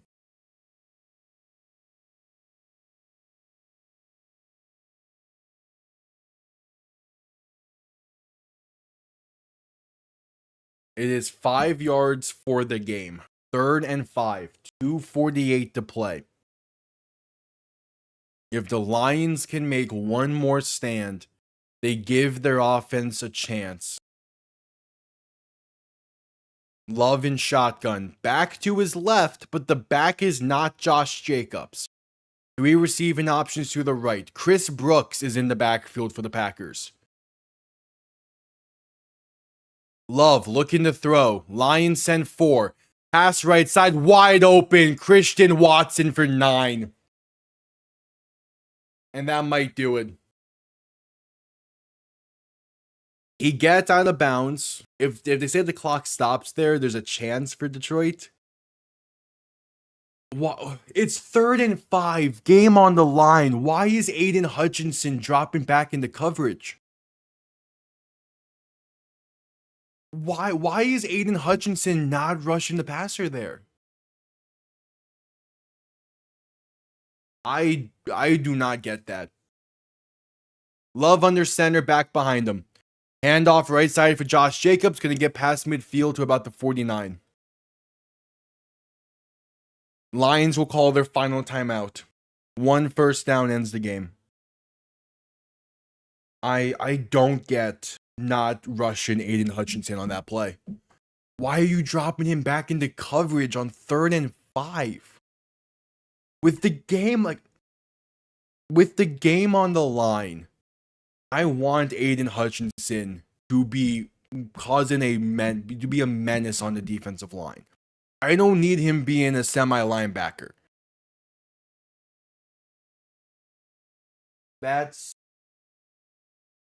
I think that's the first genuine mistake I have seen this Lions defense make. All the other ones was just the Packers being better and scheming up stuff better and whatnot. That's been the first legitimate "what are you doing" type of play call from this Lions defense. Love under center, back behind him. 2:38 to play in the game. Handoff to Jacobs up the middle is going to get about 3, maybe 4. It's going to set up a 3rd and short with 2 minutes to play, as the Packers can let this run to the 2-minute warning. The Lions still, in theory, have a chance, but they're going to have less than maybe a minute for their offense to get the length of the field.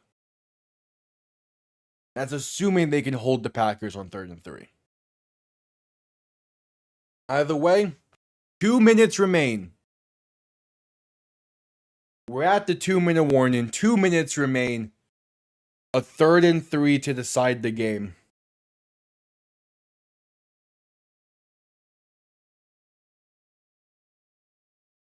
A 3rd and 3 to decide the game.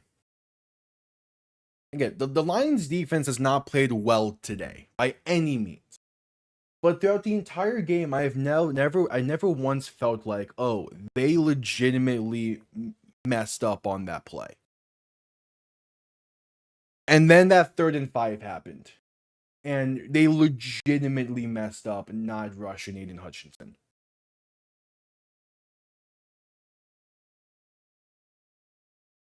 That is a legitimate question mark. from this Lions defense.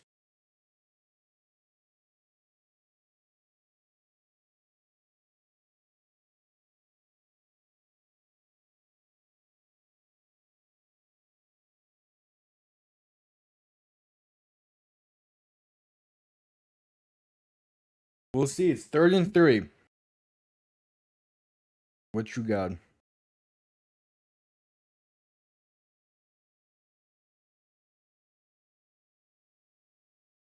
You never know. There's still a small chance, but that drop on the 4th and 3 earlier in the game by Jameson Williams, that's coming back to bite them.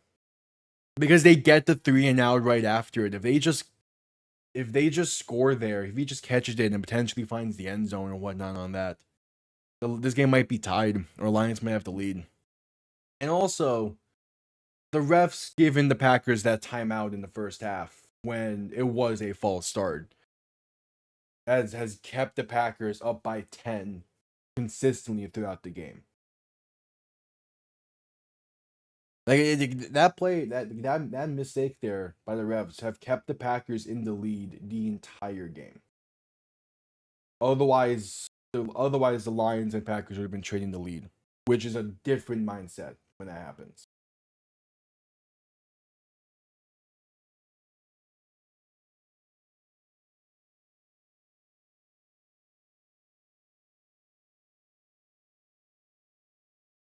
All right, just getting back from commercial break.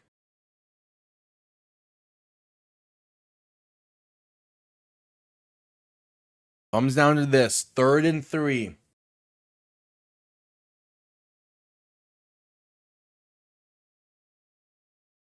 Third and 3, game on the line. The Lions need to make one more stop.